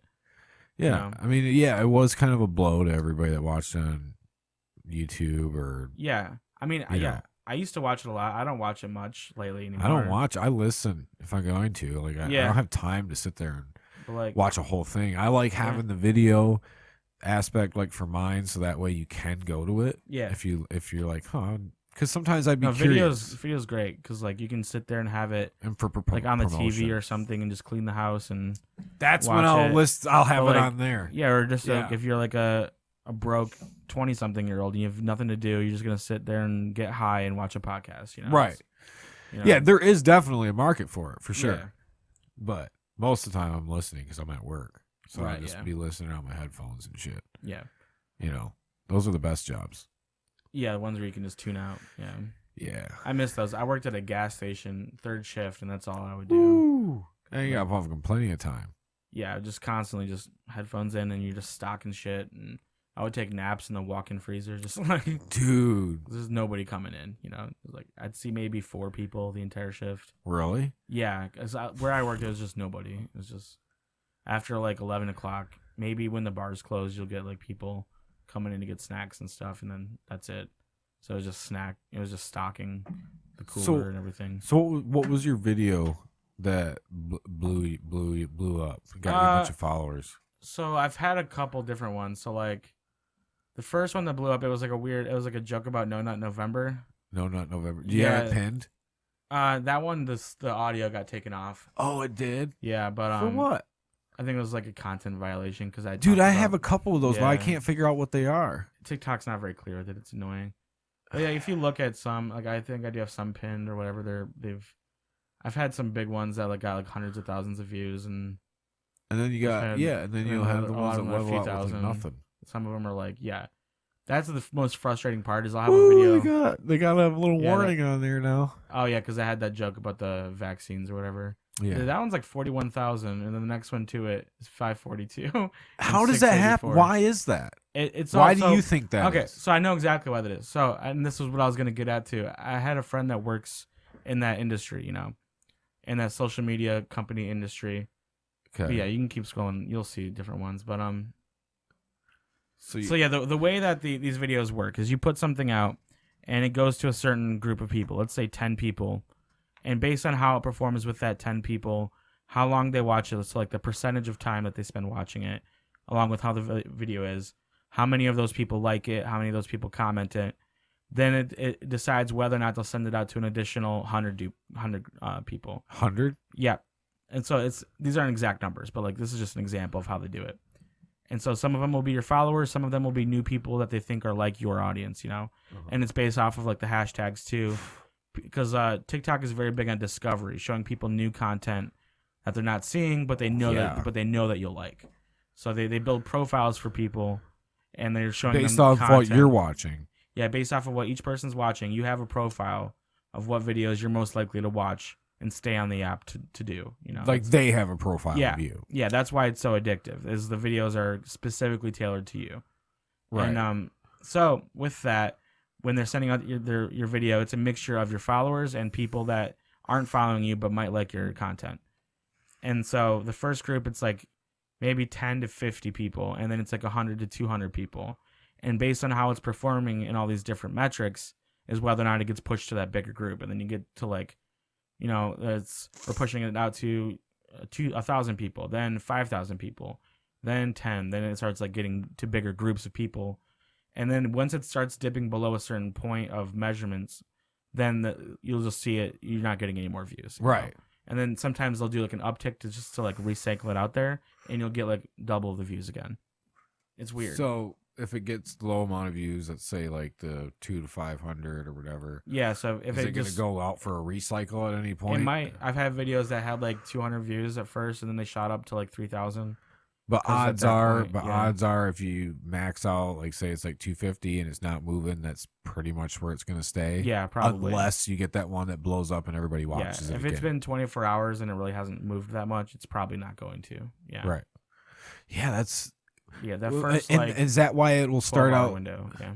Is that why sometimes is it key to like get the views up right away, or is it like, because sometimes I'll look back like an hour later, I'll post one and it'll be like 0. And I'm like, but then all of a sudden 24 hours later or 12 hours later, it'll be up to like 200 or something. I'm like, how does this work? Right. Yeah. That's so weird. Yeah. That could just be a thing with the app not updating in time for you. Oh. Yeah. But it's like what likely has happened is you got those views pretty quickly, and then it just stopped at some point, but usually it's like within the first 6 hours, I would say it does its like first cycle of people. Okay. And then after that, it'll push it out to more people and more people. But I've had videos that like they like, if it's a good one, like that vaccination one or whatever. Yeah. That one, it was like, it went from 0 to 100 people immediately, like within 5 minutes. Yeah. And then it was like 1,000 people after like an hour. And then it was like 5,000 people after a couple hours.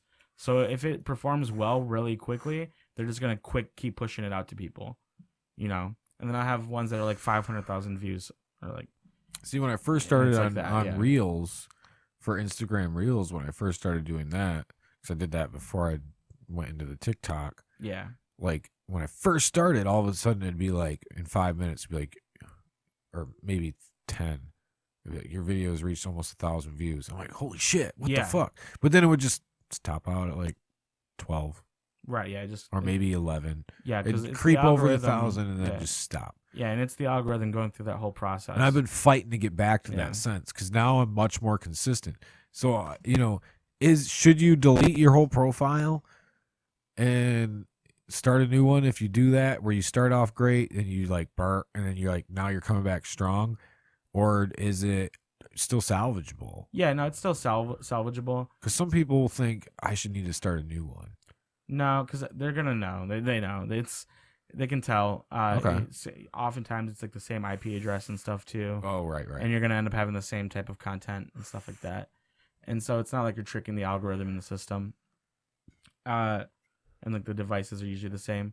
What I say is it's always salvageable. Just give it time, and you gotta stay consistent. Because like when you do come back to it, just back to it hard. But yeah, one of those like indicators as it's going through things is like, how often is this person posting? We don't want to show this content to people, if he's not going to put out more content, because their whole game is we want to keep people on the app and show them content that's going to keep them on the app and bring them back to the app. Right. So we want to push the people out there that are pushing out content. So if it's been a month since you last posted, they're not going to be too keen to show your video because it might be another month before you post again. And by then, people will forget about you. Now, is it key to do it every day or twice a day, or? Yeah, with TikTok, I'd say once or twice a day is like that's what you should be doing. I don't do that, right? Because I'm lazy and I get distracted easily, and I've got a lot going on in my life. Right. Yeah, so I focus more on just having really good quality videos, that can blow up, and I get to certain milestones from there. But if you just want to be like a TikTok star and do the stupid trends and just do one every day. Yeah, exactly. Yeah. And I'd say to most people too, if you can, just do it every day. But like also, if you're a comic, chances are you might not have enough quality material to do a video every day. You're writing key to stuff. do 15-second ones. Right. Does it matter on the length of TikToks that you post each day? So yeah, that's where we got into this, was talking about the lengths. Was like, so there are perks and benefits. So with short length videos, you're likely going to get a higher percent of people that watch the full video or watch the majority of the video, because they'll sit there for 15 seconds. Right. If they like it. But when you get to like a minute long video, it's going to drop because people might like it, but it's a minute long. Their attention span's like, all right, what else is there? It's so crazy. But why are we even still talking? If you have a minute, exactly. I'm surprised I'm even still here, to be honest. But, no, we'll make a clip of this for sure. Yeah, this guy gave me Diet Coke. I should have walked out. Do you need more? No, do you need another one? Actually, yeah, probably. But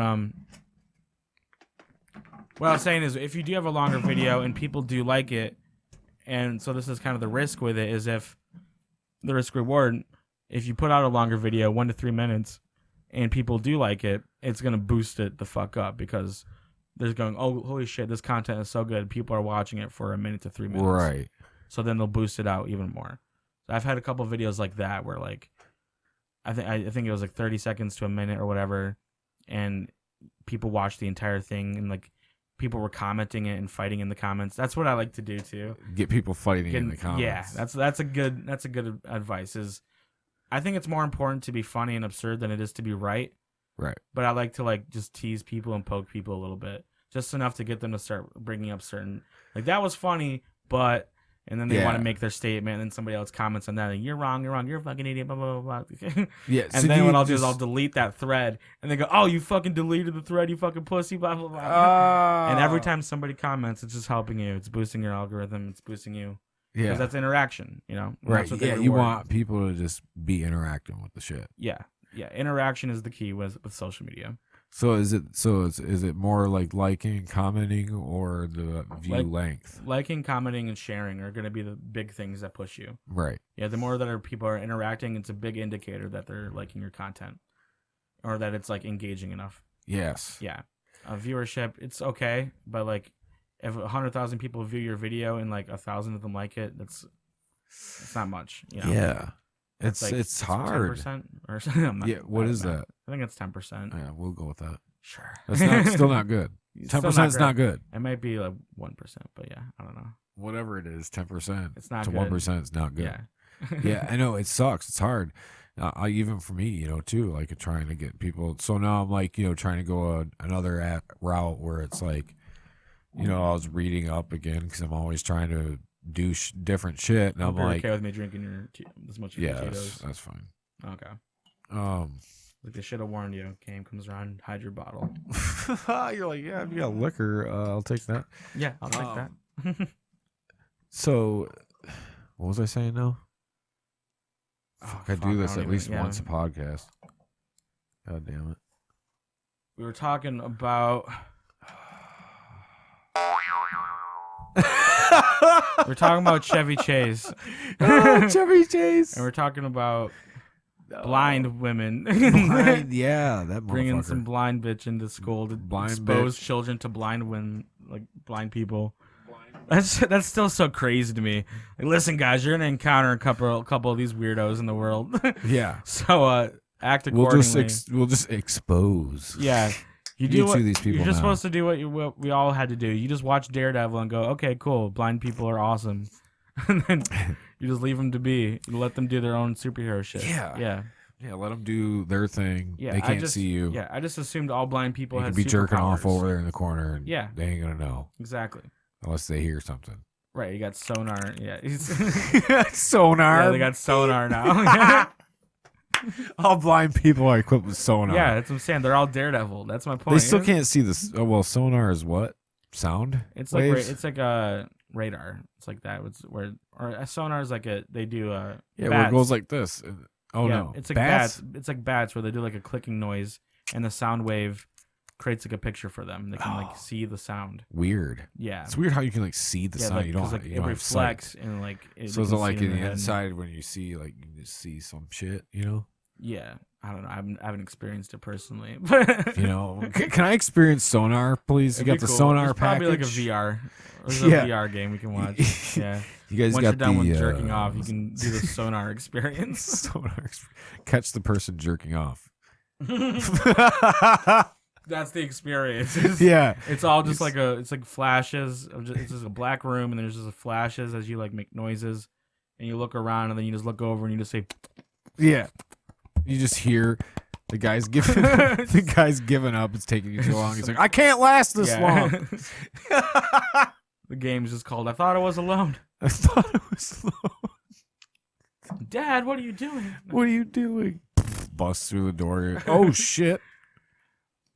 That'd be a terrible experience. I can smash on your table, man. I'm so sorry. That's fine. I clean it off every time. Yeah. Hey, this was in Austin, Texas. I didn't know that. Tito's is from Austin? That's what it says. Huh, that makes sense. I don't Crafted know why. in an old-fashioned pot still by America's original micro distillery. Aren't all pots old-fashioned? Like, they were invented forever ago. There hasn't exactly been that much innovation in the pot industry. Yeah. Hey, they all look like the ones they did in 1800. What's the size qualification for micro dick? You should look that up. Whatever I've got plus one. I just said micro distillery. I was like, why did I think of micro dick? What's a micro distillery? Isn't there just a regular distillery? It's like just really small. Yeah, it's like a distillery. It's really small, but smaller. Or a distillery, but it's just a little bit small. A little micro. A little macro. Even though we're like one of the biggest vodka brand names in the country, we're micro. We're just a small mom and pop company. It's cute. Micro is the people that work there. They're all 8 years old. They're all 8 years. They're using child labor and they're calling it a micro distillery. It's Willy Wonka's Oompa Loompas that work in the micro distillery. What is it? Little people now? That's the going term. Oh yeah, I just call them by their name. It's probably the best place to start. What would you have to refer to them as a group? It's little people. How many times are we looking at groups of midgets? I don't know. Like within this conversation, the only time anybody ever brings up the only time I've ever had to use a term for a group of them is when we're talking about what word to use. I'm like I've in my entire life, I've never once come across a group of them and been like, "How do I refer?" Ah! Like when you're looking, you're at a park or something. You're trying to describe something. You're like the little person. The one with the arm. The one with the one with the arm. You know what I'm talking about? Yeah. It's the one wearing that shirt, that red shirt over there. Yeah. I don't get because here's my point: is if you're talking about them without them knowing, chances are whatever you're gonna say next isn't gonna be nice. Right. So why do we even care what the proper word to use is? Listen, I want to make sure I'm polite before I talk shit about them. Yeah. Maybe they're like pickpocketing somebody. Well, then fuck him. Why does he get to have the nicety of the correct terminology? He's pickpocketing fucking midget.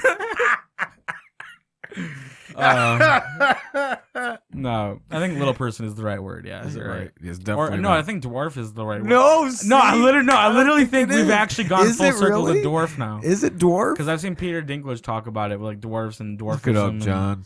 I think dwarf might be I think we went full circle right back to dwarf. It can't be dwarf because they want to be referred to as talking dwarfs. About, like, that's way worse. It was like dwarfism or something. It was like a person with dwarfism or. So it's like a technical term. Yeah. So they just want to go to the technical term of dwarf. Yeah. My point, I think they just want to be called their names. I think that's what most well, then why argue? Like, why? It's like, that's we don't do that with any other group. We don't go like, hey, fat person, what's your name? Like, it's just, hey, what's your name? How are you? Yeah. I guess we do that. I guess we want to talk shit about somebody. Yeah, right. That's the whole point. But then that's my whole point is why do we care about saying the correct phrase? If we're going to be talking shit about someone, then why use the correct terminology? You're already being an asshole. You should just turn this into a bit somehow. Yeah, that's what we're doing here. I'm just trying shit out on you. Yeah, dude, it's true. What is it, John?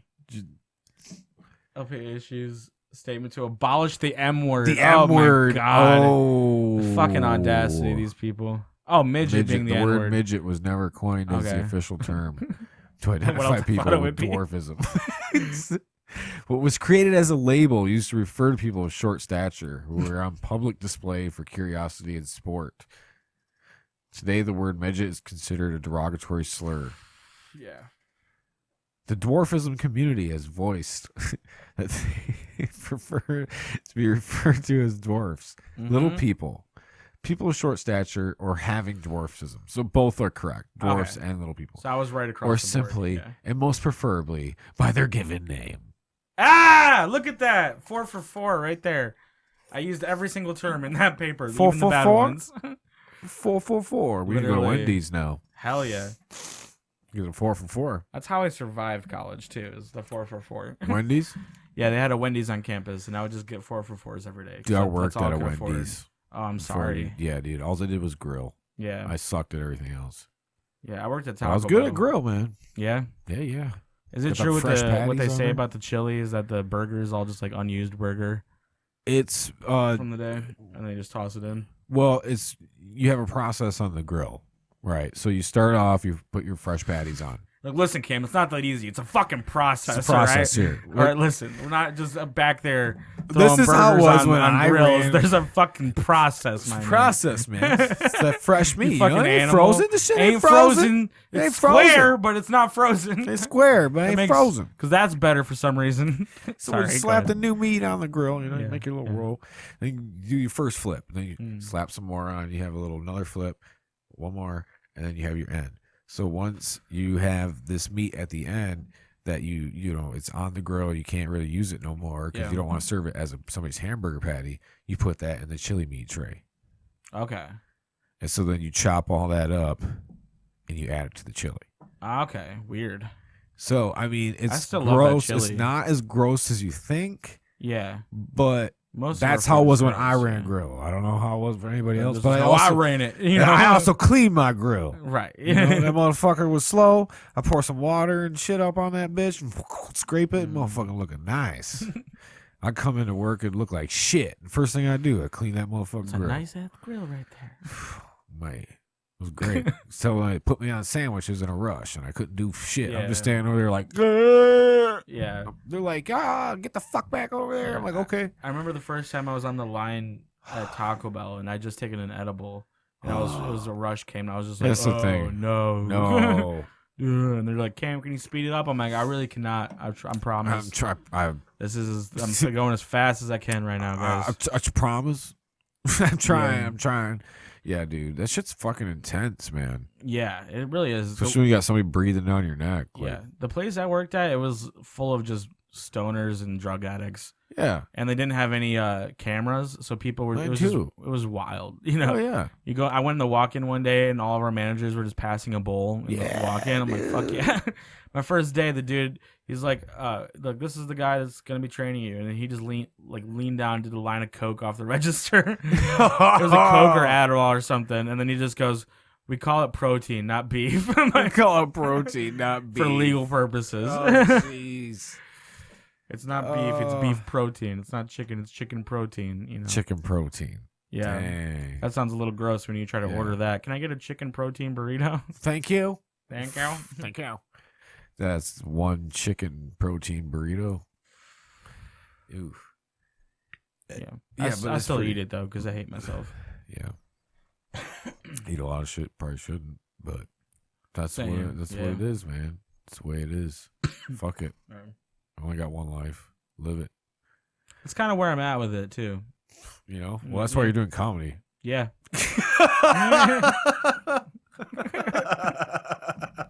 Yep.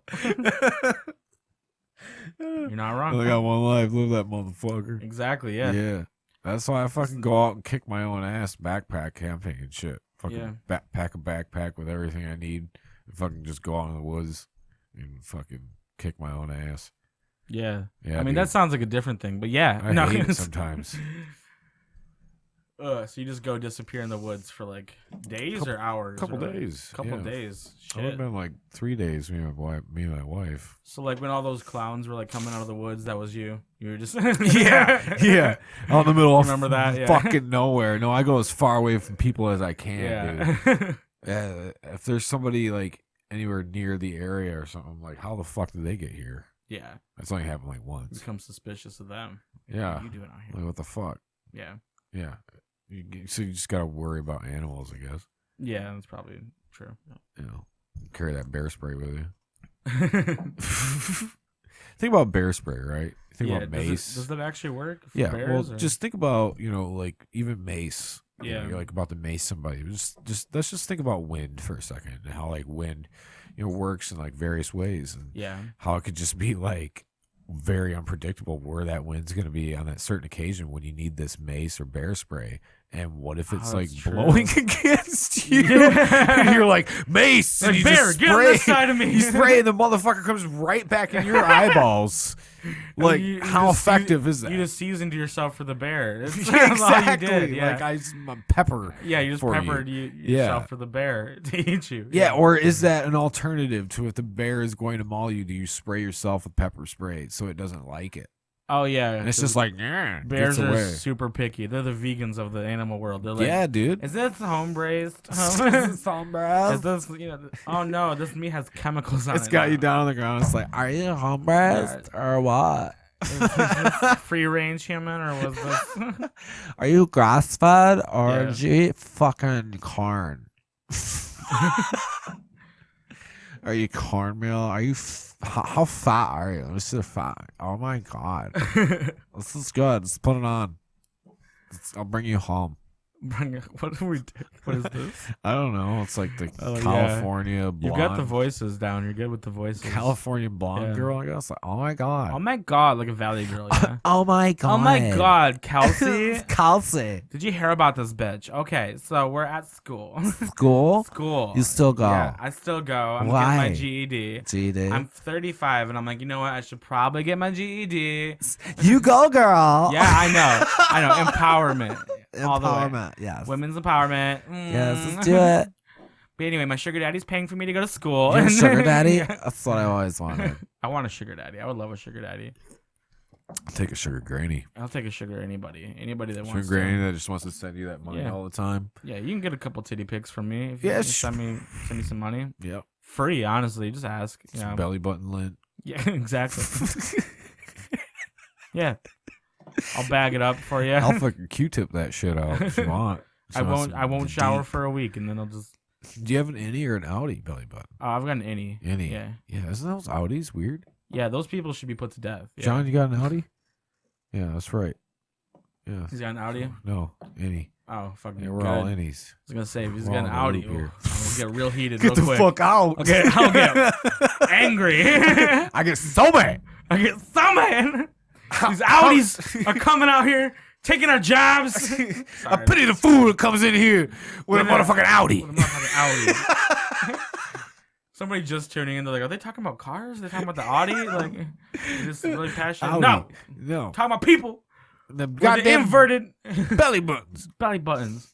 What kind of incest you got going on in your family? You ain't all never right? got to experience picking out belly button lint. Yeah, there's a clear bounces correlation between people with Audi belly buttons and people that microwave their pizza rolls. They're just, and yeah, they're the same Are you people. a microwaver? No, that's what I'm saying. It's a correlation between Audis and pizza roll okay. microwavers. Yeah. All right.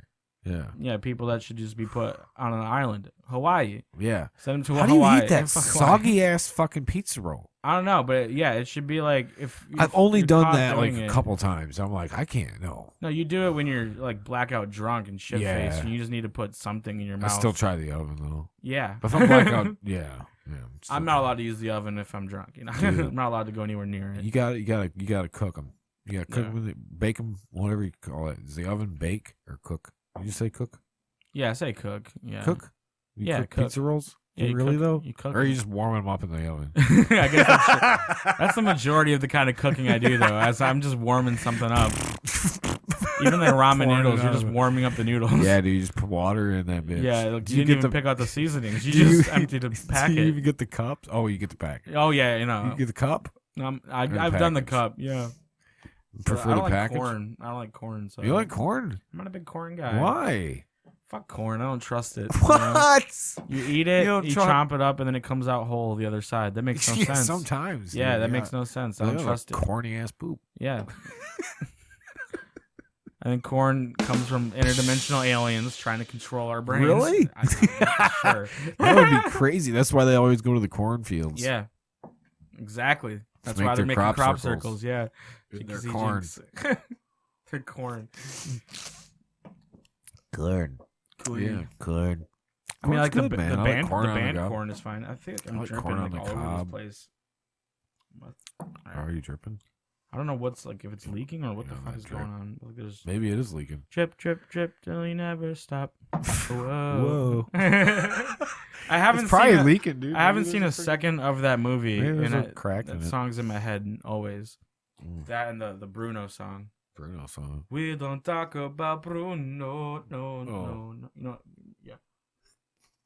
That movie, No. Encantado or whatever. El Dorado. Nope. Yeah. Not following. Okay. Well, that drip drip song is from that. And then, Drip, drip. Yeah. Do you use drip What's in your vocabulary? I do now because when I sing that song. Drip means like I think Yeah, that's yeah, like yeah. good drip. Like look at your drip. Yeah, your clothes. Fresh Yeah. drip. Yeah. Yeah. Why? I don't use it, but other people use Isn't it. that weird? Yeah. How much He's got the drip. the yeah. slang? He's dripping with swag, I think is what the Dripping with swag? That's like the full phrase. He's dripping with swag. When He's did dripping Shizzle get like pushed with out? style? In 2004, March 7th. Is that when he got pushed day, out? Yeah, that day there was we all came together as a country and agreed. Swizzle's done. For Shizzle. Yeah, it was. Yeah, they were all asking like, so George Bush, what are you gonna do about Katrina? We still haven't really fixed New Orleans yet, and he's like, Shizzle's out. March 7th, 2004. Oh shit. Like, what are you gonna? You're running for re-election. What are you gonna do? And for Shizzle is done. Like, Dang. yeah, For real. We're done. Yeah, yeah. George Bush. It's his initiative. Him and He canceled it. yeah. What's the warmonger's name that he ran with him? Dick Cheney. Dick Yeah, Cheney. yeah, Yeah.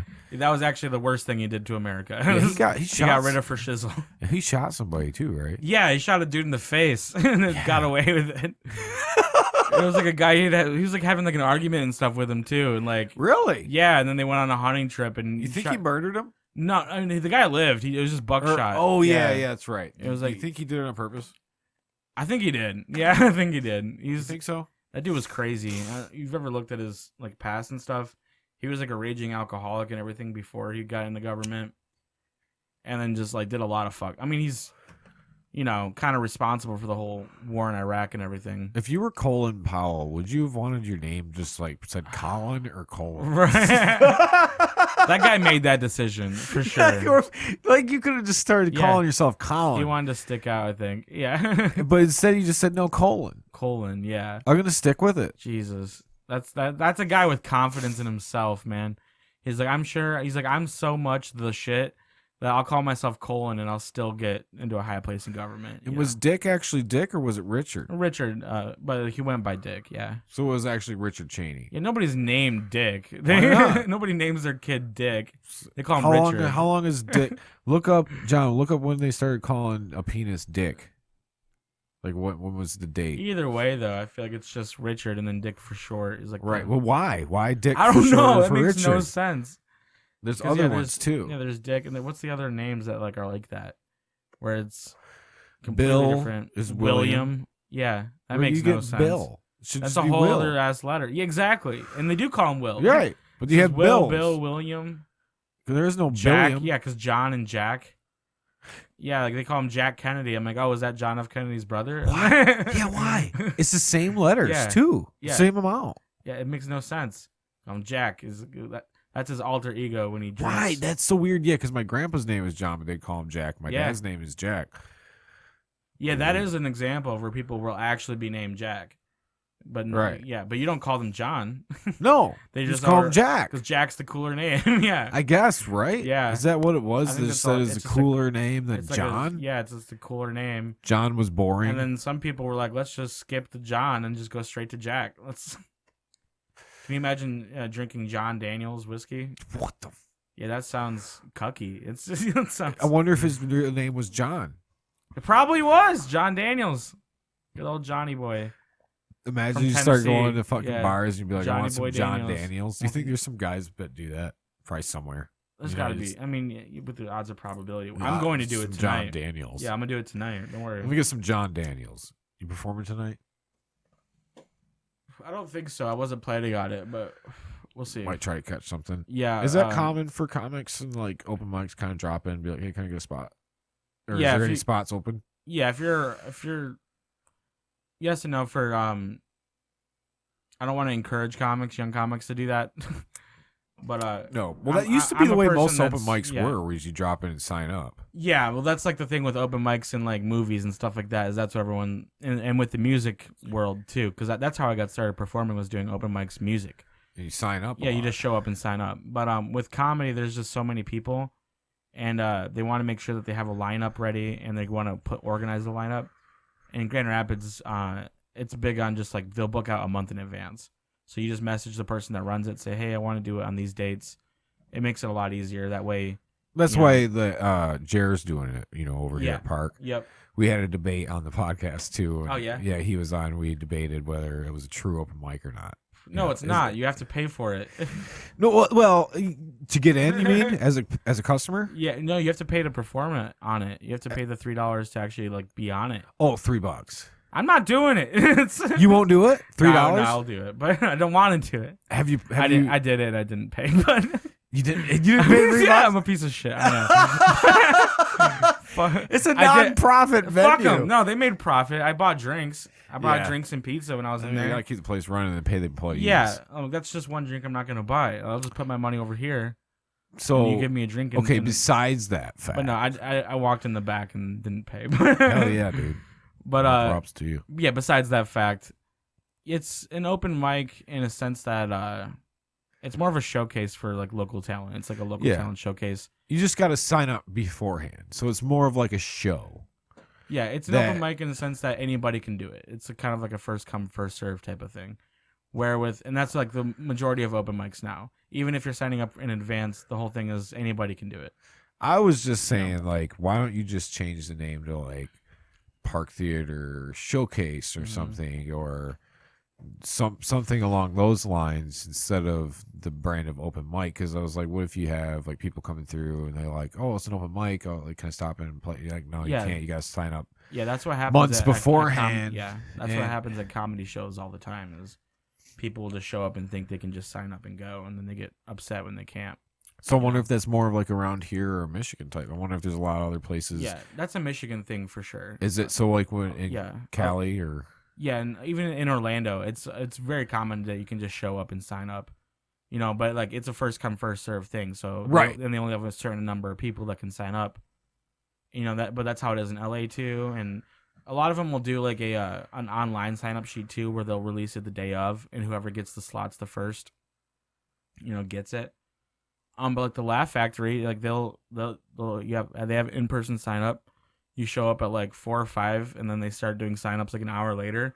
But people just start lining up, and it's like the first certain amount of people get a spot, and it's like 3 minutes. 3 minutes. Yeah.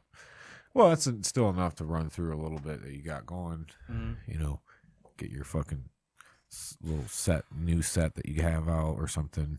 Yeah, those types of spots in LA are like for you're doing your best to kind of show the club that you're funny and that you're worth bringing back to do other stuff. Oh yeah, if you do those open mics a lot and you're always killing it, and each time you have a different set, then they'll say, hey, come do this showcase on this night or whatever. Or that's why you're always performing for the bar too. You're always performing for the venue. Yeah, or whatever.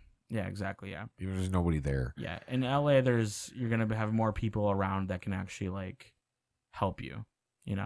There's more people that are in a position to pick you out of the crowd. You know, here you're in most bars, you're just there to get good, and that's what I like about Michigan is, people understand you're not gonna make it here. You don't come here to make a career in comedy, but you can come here and you can get really good if you put the time and effort. And then start stretching your legs. Yeah, and going. And now there's people and there's companies coming up, and like Full House, you had Don on here. Yeah, they're coming up and they're actually giving opportunities, and they're creating, good scene for Michigan comics and West Michigan comics specifically too. For sure. But this is the place where you can come and you can get 7 to 10 minutes on stage to work out your shit. If you spend a year just going hard every night doing that stuff, you can come out with a pretty good hour of material. Right. You can. Yeah, but it's hard to do that in big cities because you're getting 3 to 5 minutes. And you're on a lineup of like 40 comics. And it's all comics in there too, who are also competing with you. But there might be somebody there who is a show producer or who works at a network or some shit. Like, you never know who's there. That's the thing is. Like, I remember when because I moved back to Michigan for a little bit and then went back out there. And our first night there, we went to this dive bar in like a super sketchy area. And we ended up drinking with this guy all night. Turns out he was a producer at FX. Oh, really? Yeah, my friend was a writer, and this is literally his first night ever in LA. What? And his first night, he meets this guy who's a producer at FX, and then so they work together on like a script. It didn't end up going anywhere. But still, that's the thing that's the thing with those big cities is you never know who you're talking to. Right. There's a lot more opportunities just in that way of you just hanging out with just being out there, being a good person, right, and just hanging out with people and being friendly with people can get you pretty far. Right. Because if people like you first, it doesn't even matter if they like what you do.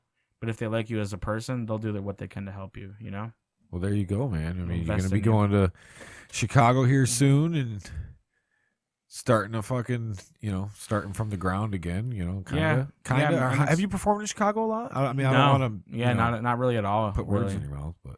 Yeah, no, I'll be starting from the bottom again. It's tough. I've had to do it 3 times now. But it's a bigger city, yeah. More contacts. You said, it's a good comedy city, yeah. So I mean, and I do have friends there too. They're like, I don't know if you know Kate Carmody. Yep. Okay, yeah, she moved there. Now. I was trying to get her on, but we couldn't work out a date before she, then she took off, and I was like, oh well, Yeah, she comes back here and there to do little shows, but yeah. She did the last show at Grins. Did she do that? Yeah, she did Grins, and then she did one for Full House too. She opened up for Chris Porter. Yeah.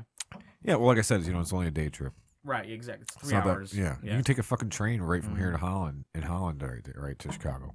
Oh, really? Yep. I didn't even know that. Is it the Amtrak or is it? Oh, hell yeah. Amtrak right here. Boom. Yeah. Well, dude, I wish you the best in Thanks, Chicago. Man. I mean, you got any places you're gonna be performing before you leave yet, or no? So the big one right now, just because we're moving soon, so I haven't been booking much. But the biggest one is at the Grand Rapids Comedy Club, which is Full House's comedy club. Mm-hmm. They're doing a competition, and normally I've been trying to kind of just stay away from those, but this is a club I really want to support. They're supporting local comics and stuff, and they're bringing in big names and doing big things for the community. And so they're doing a competition, and the first night is February 16th. Okay. And so that's the one that I'm going to be on. The Golden Ticket Comedy Contest. There we go. Yeah, they've got like a big prize fund, and they've got connections with people in New York, so they're helping comics. So, yeah, I'll be doing this show. Come through. $10 for a ticket. $10 for tickets. It'll be a good time. That's not bad. You know, and yeah, I just really want to help boost this place as much as I can. You know, especially since I'm leaving. Right. You know. Hey, getting good. You know, I mean, you're getting good around here. I mean, you can always come back, do a show. You know. Yeah. No, I'll be coming back to these shows. I've worked with them a good amount over the last year and a half. Yeah. You know, but there he is on TikTok. Are we wrapping up? Follow here? him. Yeah. Okay. Yeah, we're gonna wrap up. Yeah, I gotta pee so bad. And I'm like, I Gotcha. gotta stop this. Might as well just wrap it up. I've been over 2 hours, so. Oh, really? Yeah. Holy It's shit. been like 2 hours, 20 minutes. So there you are on Instagram. Yeah, go give him a follow. You're funny, dude. I don't care what the fuck it is you're talking about. It's still funny. Thanks, man. Appreciate it. You know. So yeah, you can catch him in Chicago now soon. So if I have any Chicago listeners, I know I've seen a couple on there before. Yep. So I'll be all around there. Don't worry. Dude, it was a fun time. Thanks for having me, coming. man. Cheers. Cheers.